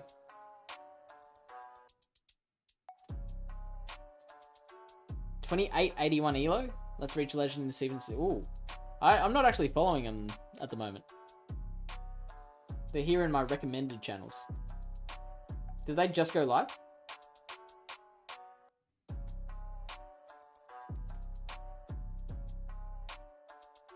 Yeah, 9 minutes ago.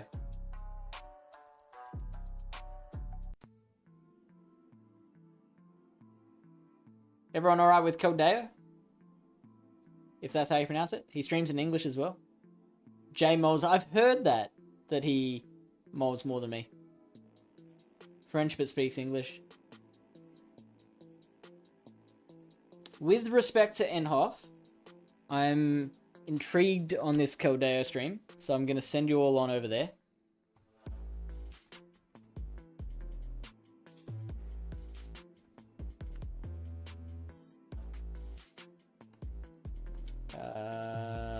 Just got to make sure I got the spelling right.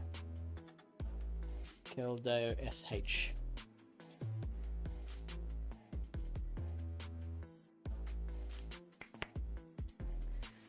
So join us again, same time tomorrow night for Lily Bear stream. Or maybe like half an hour later. 4th on the leaderboards. Is that current or...